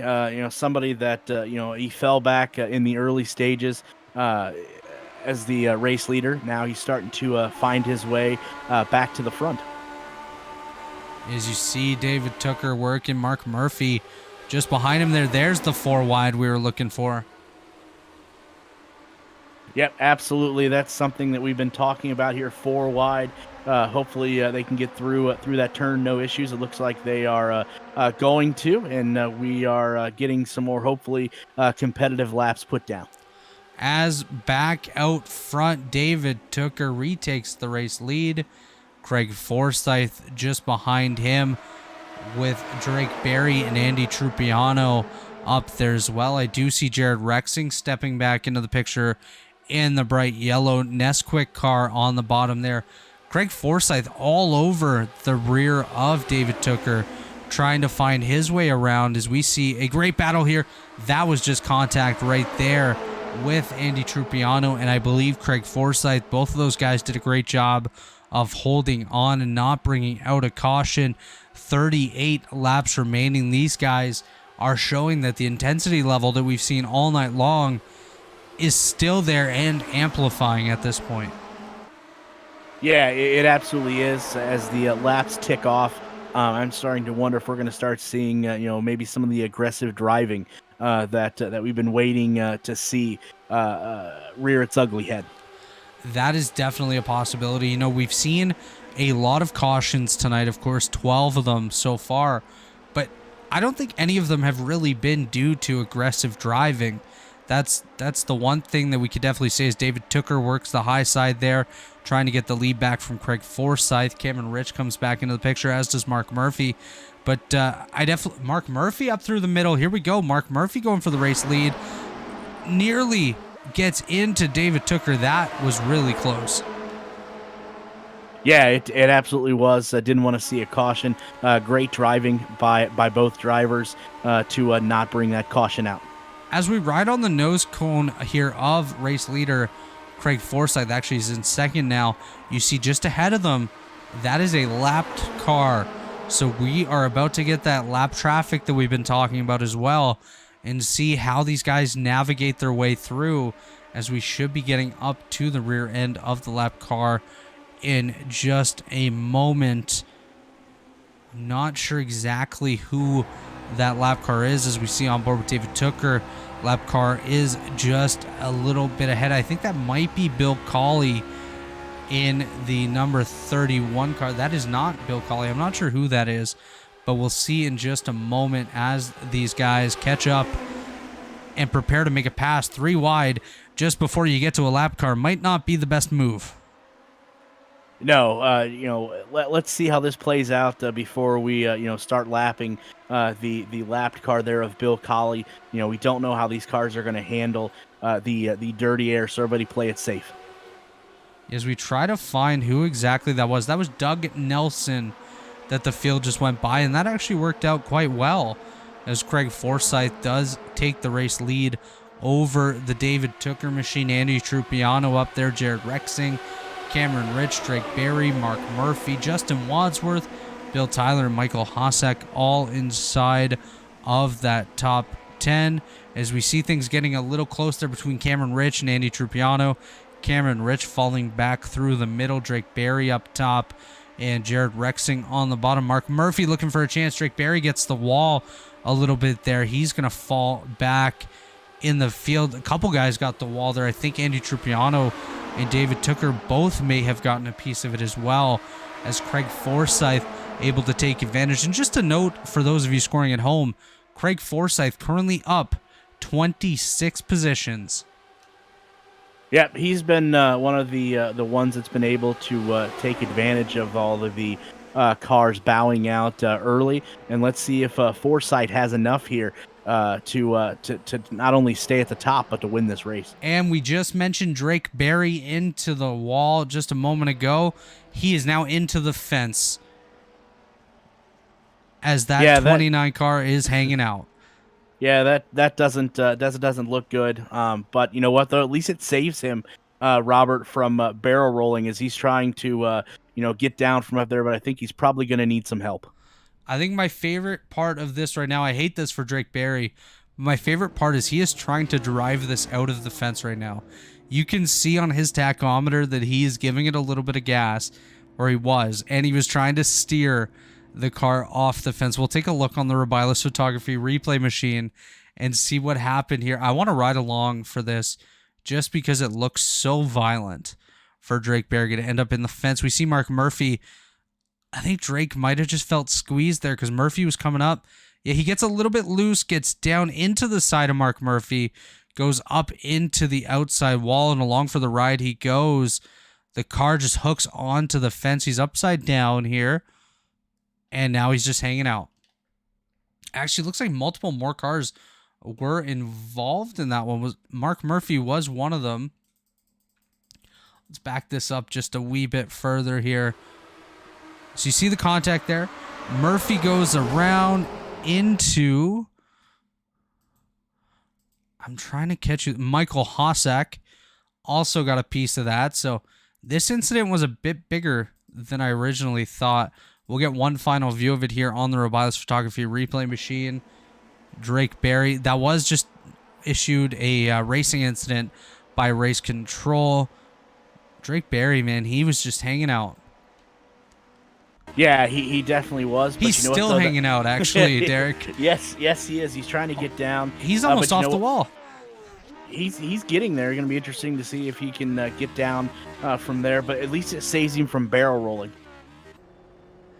That is definitely the truth. Is we can see him on the right side of the wall here as we ride on with the field. You can see them going by the Drake Berry machine. He's at least waiting for the field to go by before he starts trying to get down again, as someone just hit him under caution.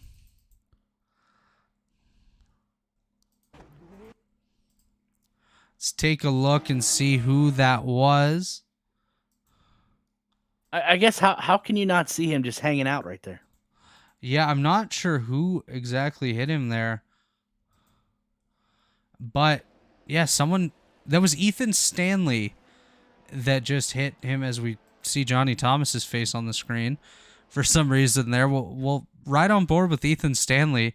I think he might have just been trying to help Drake Berry get down, as Ethan was 37 laps down already at this point. he may have been helping him to try to get down, but how much further damage as you see uh, coming off that car there did Ethan do trying to get him down? I think Ethan definitely got more damage. It looks like Drake Berry did finally tow back to the pits.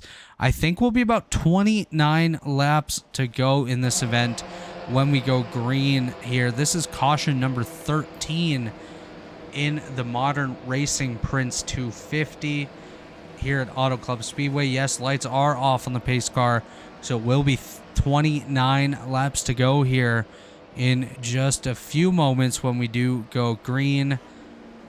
13 cautions, Derik. It's a lot less than what we anticipated after how the race started, but still a very high attrition rate to start this series. Yeah, absolutely. I hope this trend doesn't obviously continue. But there's a lot of factors I think that are going to factor in when this is all said and done. And like we talked about earlier, I'd love to hear from the drivers to get their perspective as to what led to so many cautions. Obviously, a lot for them to clean up as we head to race number 2. Yeah, race number 2.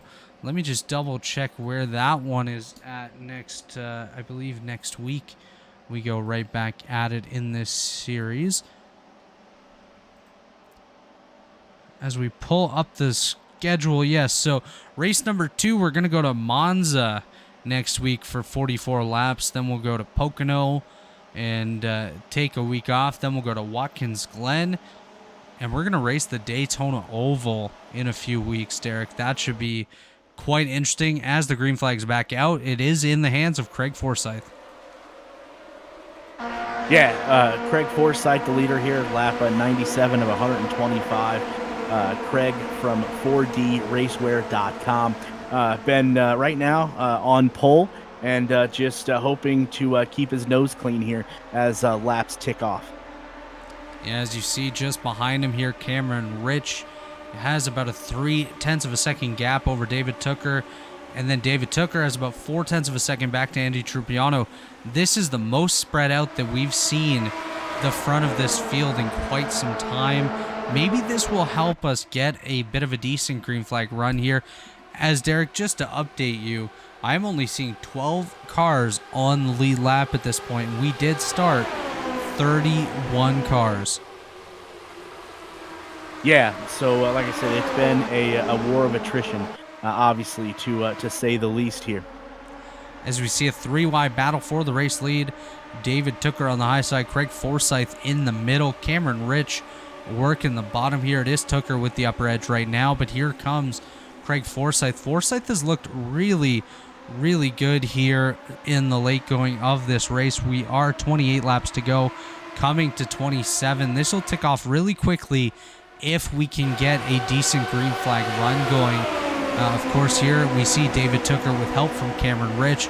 Cameron Rich has to be careful, though. If he bumps a little too hard, he may get that second tally and end up parked, just like we saw with Mark Robilas earlier. And that is nobody's goal. Is these guys looks like they're getting a little close on track here. Jared Rexing diving to the bottom 3 wide, looking for his opportunity to join the party here. Yes, he is. He has been biding his time all race, and maybe it is go time for him. Yeah, definitely trying to see what he can do.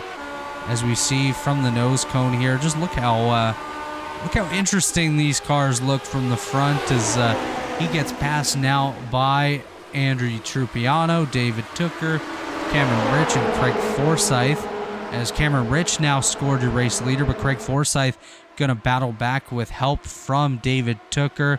We do continue to have a bunch of cars under a blanket at the front of the field. I'm just loving these overhead shots of the field, the way that they've been able to race like this so close together without, for the most part, hitting each other. Of course, we've seen a couple incidents at the front, but usually just 1 or 2 cars, as I think that's Andy Trupiano going to the high side once again. This is where it may get a little tight, as we are currently 4 wide right now. Jared Rexing, Cameron Rich, Andy Trupiano, and David Tooker. Things are getting tight on the bottom with Rich and Rexing. Be interesting to see if they can keep it off each other. They do, as these guys continue down the back straightaway. 25 laps to go. We are coming to 24. Again, this is going to tick off really quickly if we can stay green here. Yeah, it absolutely will. And I think one thing to pay attention to, how many of these cars, how many of these drivers now, with the, less than 25 to go, they've kind of been playing it close to the vest. How many of those drivers are going to go all in, push all their chips to the front of the table? I think you're definitely going to see a lot of them. And just to point out, just in this top 10 alone, Craig Forsyth up 25 spots. Drew Eisenman, who's in 7th right now, up 11 spots. Jordan Owens up 17 spots. David Tooker, we saw him in the back for a little bit there. He is your race leader. Of course, he was the pole sitter, but he's been able to work his way back up. So that was a great point by you, Derik, that these guys were trying to just save a little bit for the end, and I think they're just letting it all go right now. Yeah, I think you're absolutely right. How many? Again, though, like we said, how many of these cars that have been at the back all day now have found their way to the front due to attrition, a war of attrition, and now they're going to push all their chips to the front of the table because at the start of this race they're all the way in the back. At this point, what do they have to lose? That's exactly it. I mean, at this point too, with only 12 cars on the lead lap, the worst you may finish is maybe 15th or so. So that's still a pretty... I'm not sure how the points will work in the series. I should have figured that out before the race, but finishing 15th would still be a fairly decent opening points day from what I gather. And, even if you go for it and fail, at least you went for it.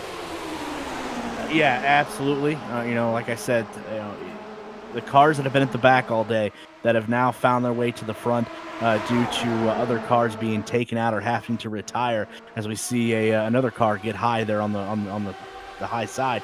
What are they going to show? What do they got up their sleeve here with 22 to go?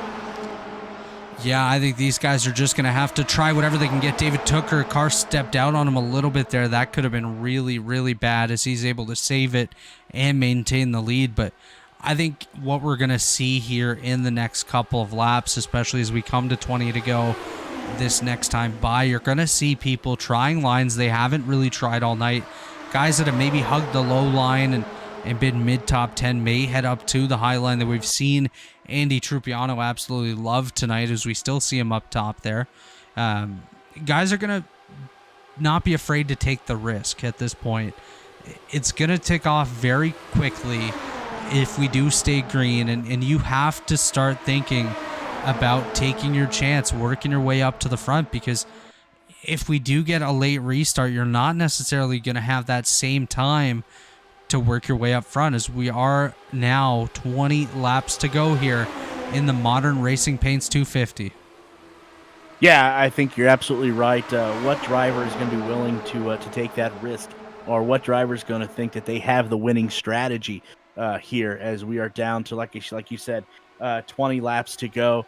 Definitely going to be interesting, as Tooker has been a car that's been up there all night. Remember too, Rich, who is sitting in second place, for just remind you, he was in a wreck not too long ago as well. So interesting to see he is able to keep his car in the top 3. Exactly. And one guy that's really caught my attention tonight as well is that 18 car of Justin Wadsworth.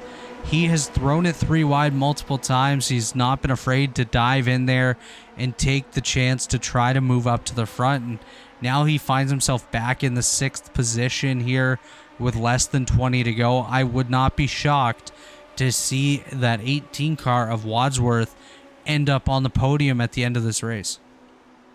Yeah, absolutely. He's been flirting with that podium finish all night. So 19 to go. Going to be interesting to see where he finishes. But you see the battle we have, the pack of cars right there that have been battling, jockeying for position back and forth as laps tick off one by one. Yeah, it is quite the pack up here. So we go back up to our Elite Racing Network camera here on the chopper.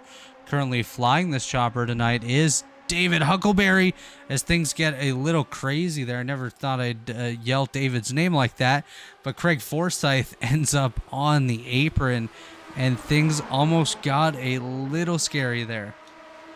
Yeah, they absolutely did. That could have definitely been disastrous for a lot of cars, but great driving by him.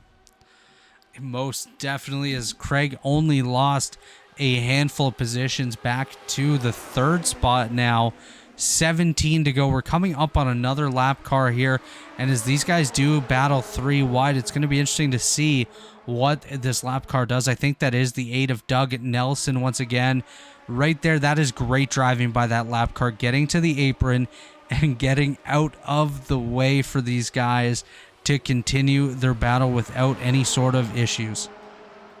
Yeah, definitely great driving there. Great recognizing that the leaders are coming, and let's not do something that may cause a major wreck where it takes out one of these lead cars. Yeah, exactly. Oh, these guys are really tight right now. That got very close. They were 4 wide in about 2.5 lanes, and that does not often work, as these guys were trying to do something that they maybe shouldn't. As we see, I believe that was Drew Eisenman there on the bottom. David Tooker trying to do what he can do to get up there to take that lead back, battling side by side with Cameron Rich and David Tooker. Jared Rexing, he can go 4 wide at any point. He thought about it right there. He does not, but this is getting so close right now. Yeah, Here we go. Oh, that's big. Oh, yes, it is. The one that we were trying to Craig Forsyth, he's done. Yep, the one we were trying to avoid has just taken place. This is going to be interesting here with 15 laps to go to review how many cars in that lead pack. As you see, David Tooker, who's had the lead for the majority of the night, his race is over. Jordan Owens there as well. May just had one more car into this pileup as well. Craig Forsyth, he's done. So definitely going to be worth looking at. That was a huge incident there. Things were getting very racy among those guys here. We're going to go up to the blimp cam for this one. We see, I think that is David Tooker on the bottom, Kevin Rich on the high side, Craig Forsyth in the middle. Jared Rexing looks on the bottom 4 wide. We'll see what happens here. They kind of all just collapse on each other. It looks like Tooker steps out a little bit, gets into Forsyth. I believe that was Jordan Owens. As we see Craig Forsyth just absolutely end up stuck in the fence, just like we saw earlier with Drake Berry. We see David Tooker and Jordan Owens going for a tumble here. Wow. This changes a lot right now, because right there, we took out 2 of the more dominant cars of this race. The only other car that we've really seen out front in any sort of sustained capacity was Tyler Fody, and Tyler Fody's still on pit road. Actually, he's parked it. He's out of the race at this point. So it'll be very interesting to see who has the chance to come up and take the victory. Yes, it absolutely does. As we see, Cameron Rich is at the point with 14 laps to go, and like we mentioned earlier in the race, he was involved in an incident as well. So interesting. He was able to go back, make the changes necessary, and now he's on point with just 13 to go. So the one thing to point out here is we're only showing 8 cars currently on the racing track. Cameron Rich, your race leader. Justin Wadsworth in second. Jared Rexing in third. Drew Eisenman there in fourth. We find Bill Tyler in fifth. Now we have Rory Collins in sixth. Michael Hossack in seventh. And Christopher Bryan in eighth. Everybody else that is on this racetrack right now, Derik, is 1 or more laps down. So it will be one of these 8 that takes home the victory here in the Modern Racing Prince 250. I don't know who it'll be. I think it's definitely going to be an upset winner, whoever it is, because I think the main contenders that we expected are all out of this event now. And I think it's going to be an exciting way to start this series for sure. Yeah, definitely. This is going to be an interesting ending here with just 13 laps to go. it could be a wild card. At this point, this is a toss up because there are so many cars that have been taken out, good cars that have been taken out by one wreck or the other, and got to hand it to the drivers that are all on the lead lap, still able, still out there, because it's definitely been survival of the fittest for this first race. So with just over 10 to go, about 8 cars left on the lead lap, do we want to try and throw a dart at the dartboard here and pick a winner out of these 8 cars? Wow, that's a great question because it's going to be hard to configure if we're going to pick somebody. How many cautions are we going to see in between now and 12 laps to go? Look, Cameron Rich may be the guy that's got a little bit of racing luck behind him today, right there in the Eisentech Enterprise machine. Because earlier, he had a little bit of a wreck. He's collected his thoughts, got his car fixed, got it dialed in, and now he's on the point. So if we want to say who we think's going to win this, I am going to go with the obvious pick right now, Cameron Rich. But there's so many great cars behind him. Yeah, I think Cameron Rich is a great pick. He actually drives for me over on the stock car side of things here in the Elite Racing League. So I would love to see Cam pick up a victory here tonight if that's the case. But looking at the rest of the options we have here, of course, I mentioned Justin Wadsworth as somebody that's shown strength here tonight. He's still out there, as well as Jared Rexing. He started second in the race, ran up towards the front all night long. But I'm going to have to go with an ultimate underdog pick just because at this point, anything can happen. I'm going to go with this guy right here, the 24, Michael Hosek, and the Covered Bridge Racing Machine. We'll see if he can get it done, but I think your pick is definitely a great one, as we are about to go green here. Once again, green flag in the air. Yep, here we go with 12 laps to go, and like I said, it's been a war of attrition, to say the least. Caution's as out. Cameron, there we go. As we speak, caution number 15. Looks like it was a couple of our lap cars. Ryan Schuld, Doug Nelson, and I believe Shane Coogan also involved here. So we'll see the 4 car of Schuld. That starts a bit ahead of them there. Oh, was that another one of our lead lap cars? Potentially in Rory Collins. Yeah, Rory Collins. We're going to have to go on board because it looks like he just stopped and all of our lap cars ran into the back of him here. You know what? We've noticed that, I think, 3 or 4 cautions tonight. Okay. What do you got? Listening to the car right here, he misses a shift. He could not get it to go into gear. You could just hear the revs just spiking on that car, and he had nowhere. He couldn't go.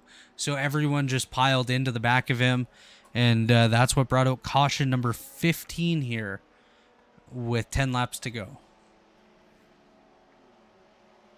All right, so at least we're able to diagnose that problem. But I think that's something else to talk to the drivers that end up podium or on podium here for this race. That's another issue. Not only the cautions, obviously, but we've noticed that a car just all of a sudden just comes to a stop, and it's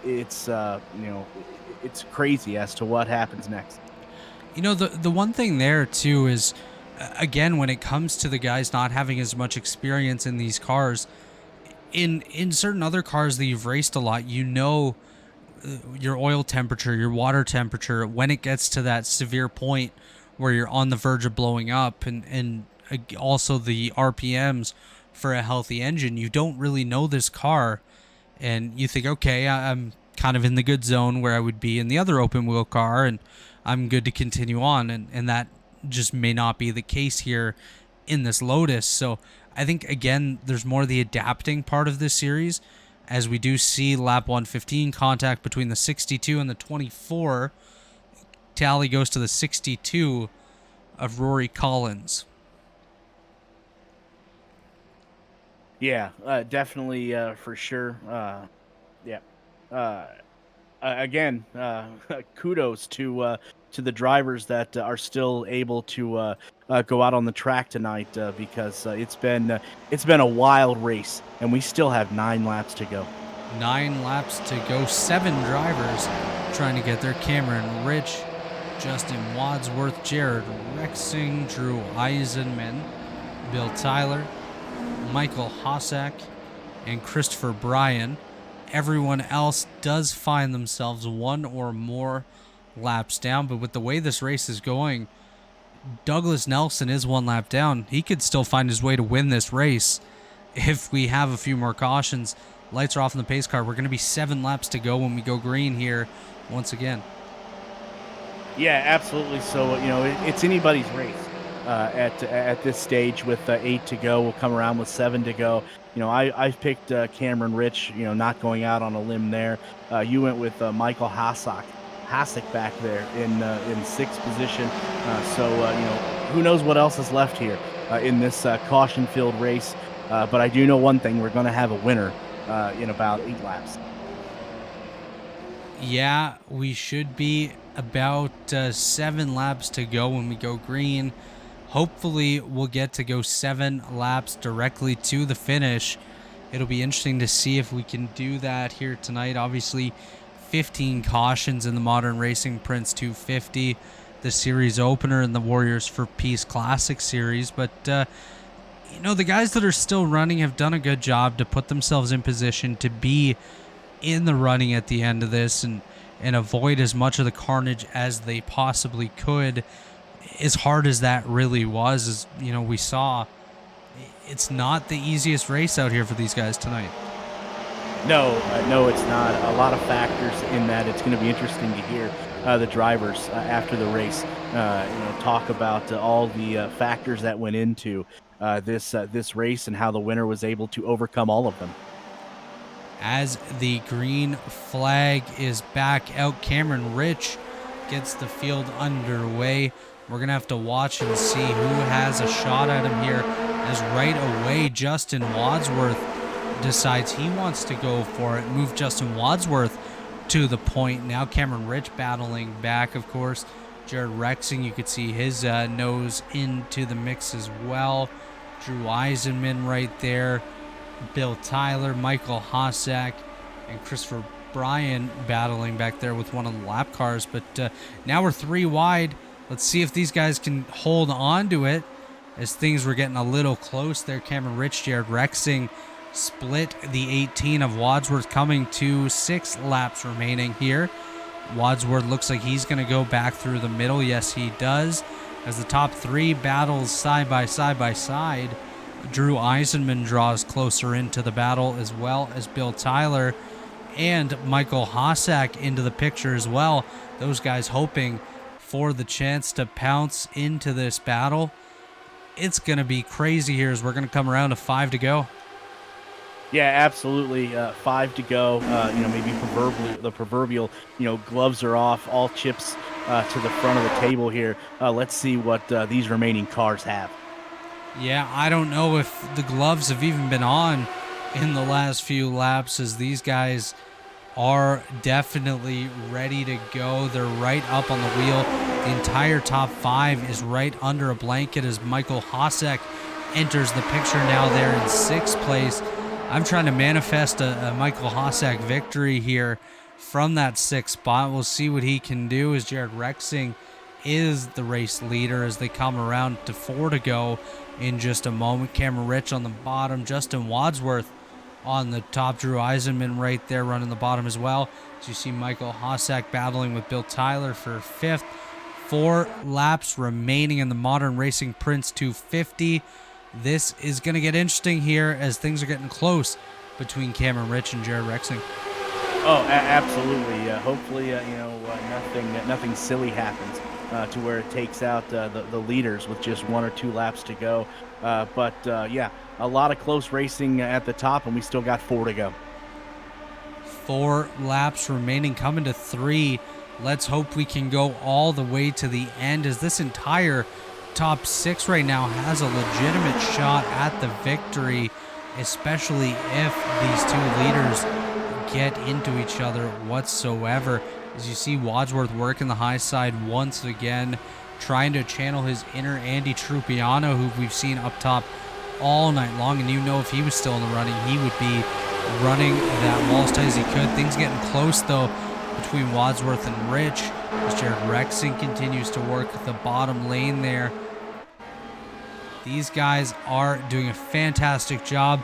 Coming around to 2 to go, Cameron Rich has the upper edge in the middle there with Justin Wadsworth on the top. Things are getting a little close. There's Wadsworth, kind of steps out just a tad, 3 wide for the race lead. Yeah, here we go with 3 to go, as racing's getting a little dicey, as you said. 3 wide, maybe making it a potential 4 wide as we come to the line. Yeah, 2 laps to go. Popsicle sticks are indeed in the air. Jared Rexing right now with the upper hand over Cameron Rich and Justin Wadsworth. Those two battling back with a little bit of side draft as they come off of turn number 2. Your current leader now is Justin Wadsworth, as you can see, by a nose over that Cameron Rich machine. That was just about a bit of contact there, about as close as you can get without going for a spin, as these guys are going to come around and take the white flag. Cameron Rich currently with the upper hand over Jared Rexing. Rich leads them into turn 1. We are on the final lap. You see the entire top 6 right there. This is when things may go a little wild here. Jared Rexing, your leader. Here comes Wadsworth and Rich to his outside. 3 wide now for the race lead. Yeah, absolutely. Racing getting a little dicey on this last lap. 3 cars are in contention for this, as Rexing down to the bottom. Looks like he may have the solid advantage, but Rich trying to make that one last push. Jared Rexing will come around and take the victory here tonight. Cameron Rich and Drew Eisenman come up just short in second and third respectively, as Eisenman just edges out Wadsworth at the line. Bill Tyler finishing in 5th, with Michael Hossack and Christopher Bryan rounding out the top 7 that we're running here at the end of the event. But of course it is Jared Rexing taking victory number 1 in the Warriors for Peace Classic Series. This is the Modern Racing Prince 250 at Auto Club Speedway.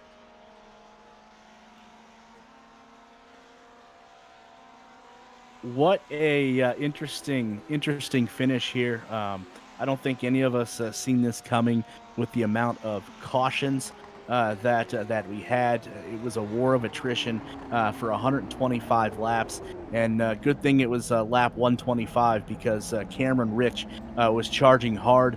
Just didn't have enough there at the end, as you see. Jared Rexing in the independent racing team captures his first victory of the season. As we saw, Jared was trying to figure out how to do some victory donuts in that car. It just did not work for him there, as he decided to park it. We do have Drew Eisenman standing by here, Derik. Why don't we go ahead and bring him in for a quick third place interview with you? Yeah, absolutely. Drew, congratulations on your third place podium finish. Talk a little bit about the handling. I know we were watching pre-race, a lot of oversteer with these new cars, but tell us a little about the handling issues you may have had this evening. Yeah, I mean, just not a lot of grip, right? I mean, rock hard tires and no aero or anything. You're real pushy off the corner, especially on the bottom, so you'd have to be real careful you didn't wash up into the guy next to you. But honestly, a lot of fun. This is not a car that's run very often, and I mean, even on the official side, a lot of these races don't go official with this car, so it's cool to have a big field at a wild track like Michigan. It was a lot of fun. Yeah, something else me and Robert were talking about, Drew, and I want to get your perspective on. As a driver, what was the feeling like to you, going through having so many cautions, tough getting competitive laps down, getting wear down on the track? What does that do to a competitor? Yeah, I mean, it's just you see all the chaos out there, and I was involved in one, and you're just like, for me, my mindset was, oh my goodness, this is going to take a while, and it did. It got better as the race went on, and some of those guys that were in more than one incident as they get kind of flushed out. But it's just staying patient, and my game plan was just get to the end because there's probably not going to be a lot of cars left, and that's what happened. And take what you can get. It's hard to judge those closing rates, especially on the sides of the car. I'm only running a single monitor because I just didn't really think about like your peripherals, and I just couldn't see to the right of me. Like if there were 2 or 3 cars next to me, these things kind of move around so much because they're just not planted because there's no arrow, that it was just really hard to judge that stuff. So it was just keeping patient, not getting frustrated, and just keeping to the plan. Robert, anything you want to add? Yeah, obviously, Drew, congratulations on the podium tonight. That got a little bit hairy there. We saw some of the early contenders really end up on the short end of the straw tonight, end up on pit road. But if those guys were still running, do you think you had a shot at taking the victory tonight, or were you more of like a 10th place car out there? I mean, I think I had good pace. I just I wasn't as comfortable in a pack as a lot of those other guys. So if we had a massive pack at the end, probably not. Just because I was struggling with judging closing rates, especially with cars to the outside. And so I think definitely solid 10th place. I was really happy with my individual speed in practice, but just in a big pack, I was trying not to get caught up in anything. But I think I had the pace, like that very last run, I had the pace to go up and challenge those guys. But what am I really going to achieve by doing that then? Which was kind of how I did it the whole time. But I mean, that's kind of part of it. Those guys chose to get up there and push it and put themselves in positions where that might be the case. And I just did my best not to. So, I'll take third. I'm really looking forward to these things on road courses and some smaller, or at least like more technical ovals, like Indy and stuff like that. So yeah, a lot of fun. Really happy with third. Yeah, definitely a great finish tonight. Third place for you, second for your teammate Cameron Rich. So great start for Eisentech Enterprises here in the Warriors for Peace Classic Series. But just before we do let you go here tonight, Drew, is there anyone you want to give a shout out to? Yeah, shout out to Cameron. You just mentioned him. He kind of keyed me into this, so a lot of fun to have him racing again. We've been racing buddies for a long time now, so we haven't raced together in a while. So it's fun to kind of get back together and do this thing. And Eyes and Designs on both of our cars. Just a fun little thing that I do on Twitter if y'all need paint schemes. And you guys, Chad, Elite, everybody for putting this thing together is a lot of fun. Well, congratulations, Drew, on your third place finish. Thank you for joining us up in the booth, and best of luck next week at Monza. Thanks. Y'all have a good one. Derik, that was Drew Eisenman, our third place finisher here tonight at the Auto Club Speedway. Next up, we're going to go ahead and bring in his teammate, our runner-up here tonight, Cameron Rich, standing by with you. Cameron, congratulations first and foremost on your second place finish here. Tell us a little bit about your race, some of the issues that you may have had in this new car. Oh, it was a lot of a race for sure. There was a lot going on. I had an incident there in turn one, spun out, didn't really hit anything, just kind of lost a little bit of pride, but didn't really hurt the car. And really the rest of the race was kind of just survival. I mean, there was a lot of wrecks, and when we weren't wrecking, it was some of the best racing I've ever seen and been a part of. I mean, honestly, it was pretty awesome. So I thought I had a plan there at the end, and it just didn't work out. Yeah, I did notice that if there was maybe 1 or 2 more laps, Cameron, it looks like you had a hard charging car there towards the end. We just got off the off mic there with your teammate, and I asked him, and I'm going to ask you the same question. What was your mindset as this race unfolded? Caution after caution, tough to get competitive laps. grip on the track due to all these cautions. What were you thinking? Well, at the end there, I knew that we could run 3 wide, 4 wide, whatever wide we wanted to, and no arrow push. So basically, just kind of pick a line and run it, and you'll be fine. So I tried to be at the front of the train and just picked a line, whatever line it was, middle, top, bottom, whatever, and just tried to run that as best I could. And right there out of turn 2 on the last lap, I don't know if I net coded or turned into the guy or he turned into me or whatever the hell happened. But we made contact and it kind of just killed my momentum and kind of gave Jared the win there. Not that he didn't deserve it or anything. It just kind of killed both of our chances and kind of annoying. But either was net code all race, so it probably was that. I mean, whatever. It was a lot of fun nonetheless. Throw it over to Rob for questions.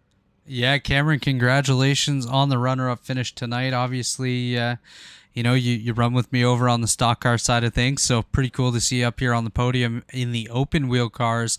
How much fun did you guys have out there tonight? That thing looked like a blast. We had the top 10 basically under a blanket most of the night. Yeah, it was like a 99 out of 10. One of the best things I've ever done. I mean, when we were running green flag, it was just really incredible, and it felt like it was intense, and it felt like it was on edge, and I'm sure it translated over to what the viewers saw tonight, hopefully. Yeah, it was definitely fun for us to watch, and of course, this was not the original plan for the Open Wheel Series here in Elite this offseason. We had to change things up a little bit, as you know, but as a driver, what are some of the biggest things that you had to adapt to in this car that are much different than any of the other open wheel cars that you may have run in the past? Well, maybe that's the plus, because I don't do a lot of open wheel stuff, so this was kind of like a fresh slate for me. I'm kind of coming in as a dummy, not knowing anything about anything. So for all I know, this is a fuel tank with tires and an engine bolted behind me, so we'll go with that. Yeah, it kind of did look like a fuel tank with some tires. I called it a kazoo, which is also kind of what it looks like. But Cam, just before we let you go here tonight, anyone you want to give a shout out to? Anyone you want to thank? Yeah, obviously you guys for the broadcast. I didn't get to shout out you, my team owner, in any other series for a while, so I'll thank you while I'm at it. Drew for being my team owner tonight for this one, and Eisen Designs. I don't know words. I was shaking after the race because it was like death grip in the wheels, so I'm just kind of still trying to English again. Eisen Designs, and of course my beautiful wife for watching. Absolutely. Thank you to your wife for allowing you to come and race with us as much as you do, and congratulations on your runner-up finish here tonight, Cam, and we will see you later this week with some more Elite racing. Thanks, guys. Derik, that was our runner-up tonight, Cameron Rich, and finally here on the podium, top step tonight, is our winner, Jared Rexing. Jared, first and foremost, congratulations on your first win of the season. I know that's got to be a good feeling, getting your season off to a great start. Talk about your race. I know there was a lot of unique things, I think, that took place in this race today. Yeah, thanks, guys. I mean, I did not think that I was going to be able to win this race at all. I mean, it was a race of attrition, really. I mean, there was like 8 cars on the lead lap. So super excited to get the win. I just want to say, sorry to Chad and Ethan for the wreck early in the race and whoever else got in that. That was definitely my fault and feel bad about that. But yeah, I'm just happy to come away with a win and, look forward to the next one. It was a lot of fun. Yeah, definitely. You looked pretty comfortable out there. The other 2 individuals we've talked to, and I want to get your perspective as well from this. A caution-filled race. A new car. Obviously, handling oversteer was an issue at times as well. But as a competitor, as a driver, what's your mindset when you see 5 laps caution, 5 laps, caution. What's your mindset there? It's just, it's one of those races where you just go, okay, it's gonna be like that. So really, once after I caused that wreck earlier in the race, I just kind of stayed at the back and ran the bottom. The bottom may have not been the fastest, but the bottom is where you can control your destiny. In any wreck that's going to happen is because somebody on the bottom pushed up. So if you can run the bottom good, you'll probably be able to come away with a clean race. And so that's what I was doing in the back. And when it came time, I put myself in position to be there at the end, and it all worked out. So yeah, it's just a tough race. Obviously, we'd like to have more green flag racing, but it's the new car, new season. None of us expected to be doing this, not even a month ago. So we'll learn and we'll get better. Yeah, I think you're absolutely right. It's going to be interesting to see what everyone learned from this Lotus car in this first race moving forward. Robert, what you got? Yeah, so that you just mentioned something that I had asked Cameron Rich about, and he said he doesn't really have much open wheel experience. So, Jared, question for you here is, moving from the previous open wheel car to this Lotus, what's been the biggest thing for you as a driver that you've had to learn to adapt to? Yeah, well, really, I was surprised at how much draft these cars have. I mean, considering the fact that they have almost no drag, but even with all that draft, there's no dirty air like the previous cars, so everyone's able to stay stacked up in the corners too. The car's a lot lighter, it's a lot more nimble. You can, really get some slip on it and drive through it, and it feels great. Really, it's a lot of fun to drive, but just trying to figure out how to race with it because I've never raced with it before is a challenge, but definitely one I'm looking forward to and enjoying so far. Yeah, it definitely looked like a lot of fun. And just before we do get to your final shout outs and whatnot here tonight, how are you feeling looking ahead to Monza next week? Obviously, a road course for the series and something way different than Auto Club Speedway. Yeah, I don't mind the road courses really, and as far as open wheeled series goes, and stock cars, I feel out of place on a road course, but I've really gotten a groove last season with the open wheel racing on road courses, and I think if I could just get through the first couple laps clean and get in a rhythm, I should be able to I think come away with a decent day. These things are a lot of fun. I've done a handful of practice laps already on various road courses. They drive, I mean, they don't drive good, but they're predictable and they're really fun. So I'm looking forward to it. Yeah, it's going to be fun to see for sure. So, Jared, just before we let you go tonight, anyone you want to give a shout out to? Any thank yous you want to give? Yeah, thank you to you guys for sticking with this and giving us a broadcast that we can look back on and enjoy later on. Thanks to the league for giving us something to race this season. And shout out to my number one fan, my wife, rooting me on, cheering me on. So yeah, it's been great. Thank you guys. Well, congratulations on victory number 1 here in the Warriors for Peace Classic Series, Jared, and we'll see you next week at Monza. Thank you guys. See ya. Well, Derik, that was our race winner, Jared Rexing here. What a race tonight. As the guys mentioned, and as you mentioned, it was a race of attrition, but not short of action whatsoever. Yeah, absolutely not short of action for sure.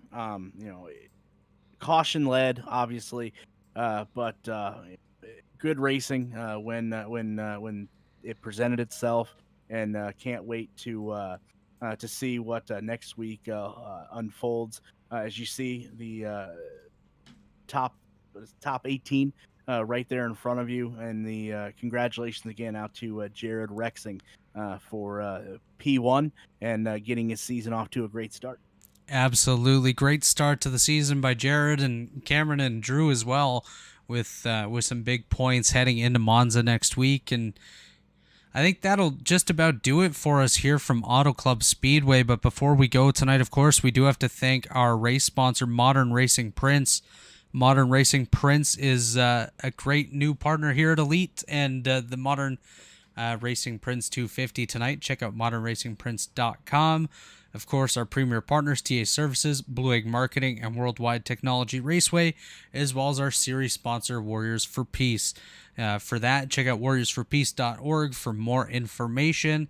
And we will see you back here in the Classic Series next Thursday night for action from Monza. But here on Elite Racing Network, we will be back Monday night for Grand National Series action, and then we'll head right into ARCA Tuesday and, of course, the Daytona 500 Wednesday. But for Derik Vance, this has been Robert Hill Jr. This has been the Elite Racing Network, and thank you to everyone for tuning in tonight. We will see you next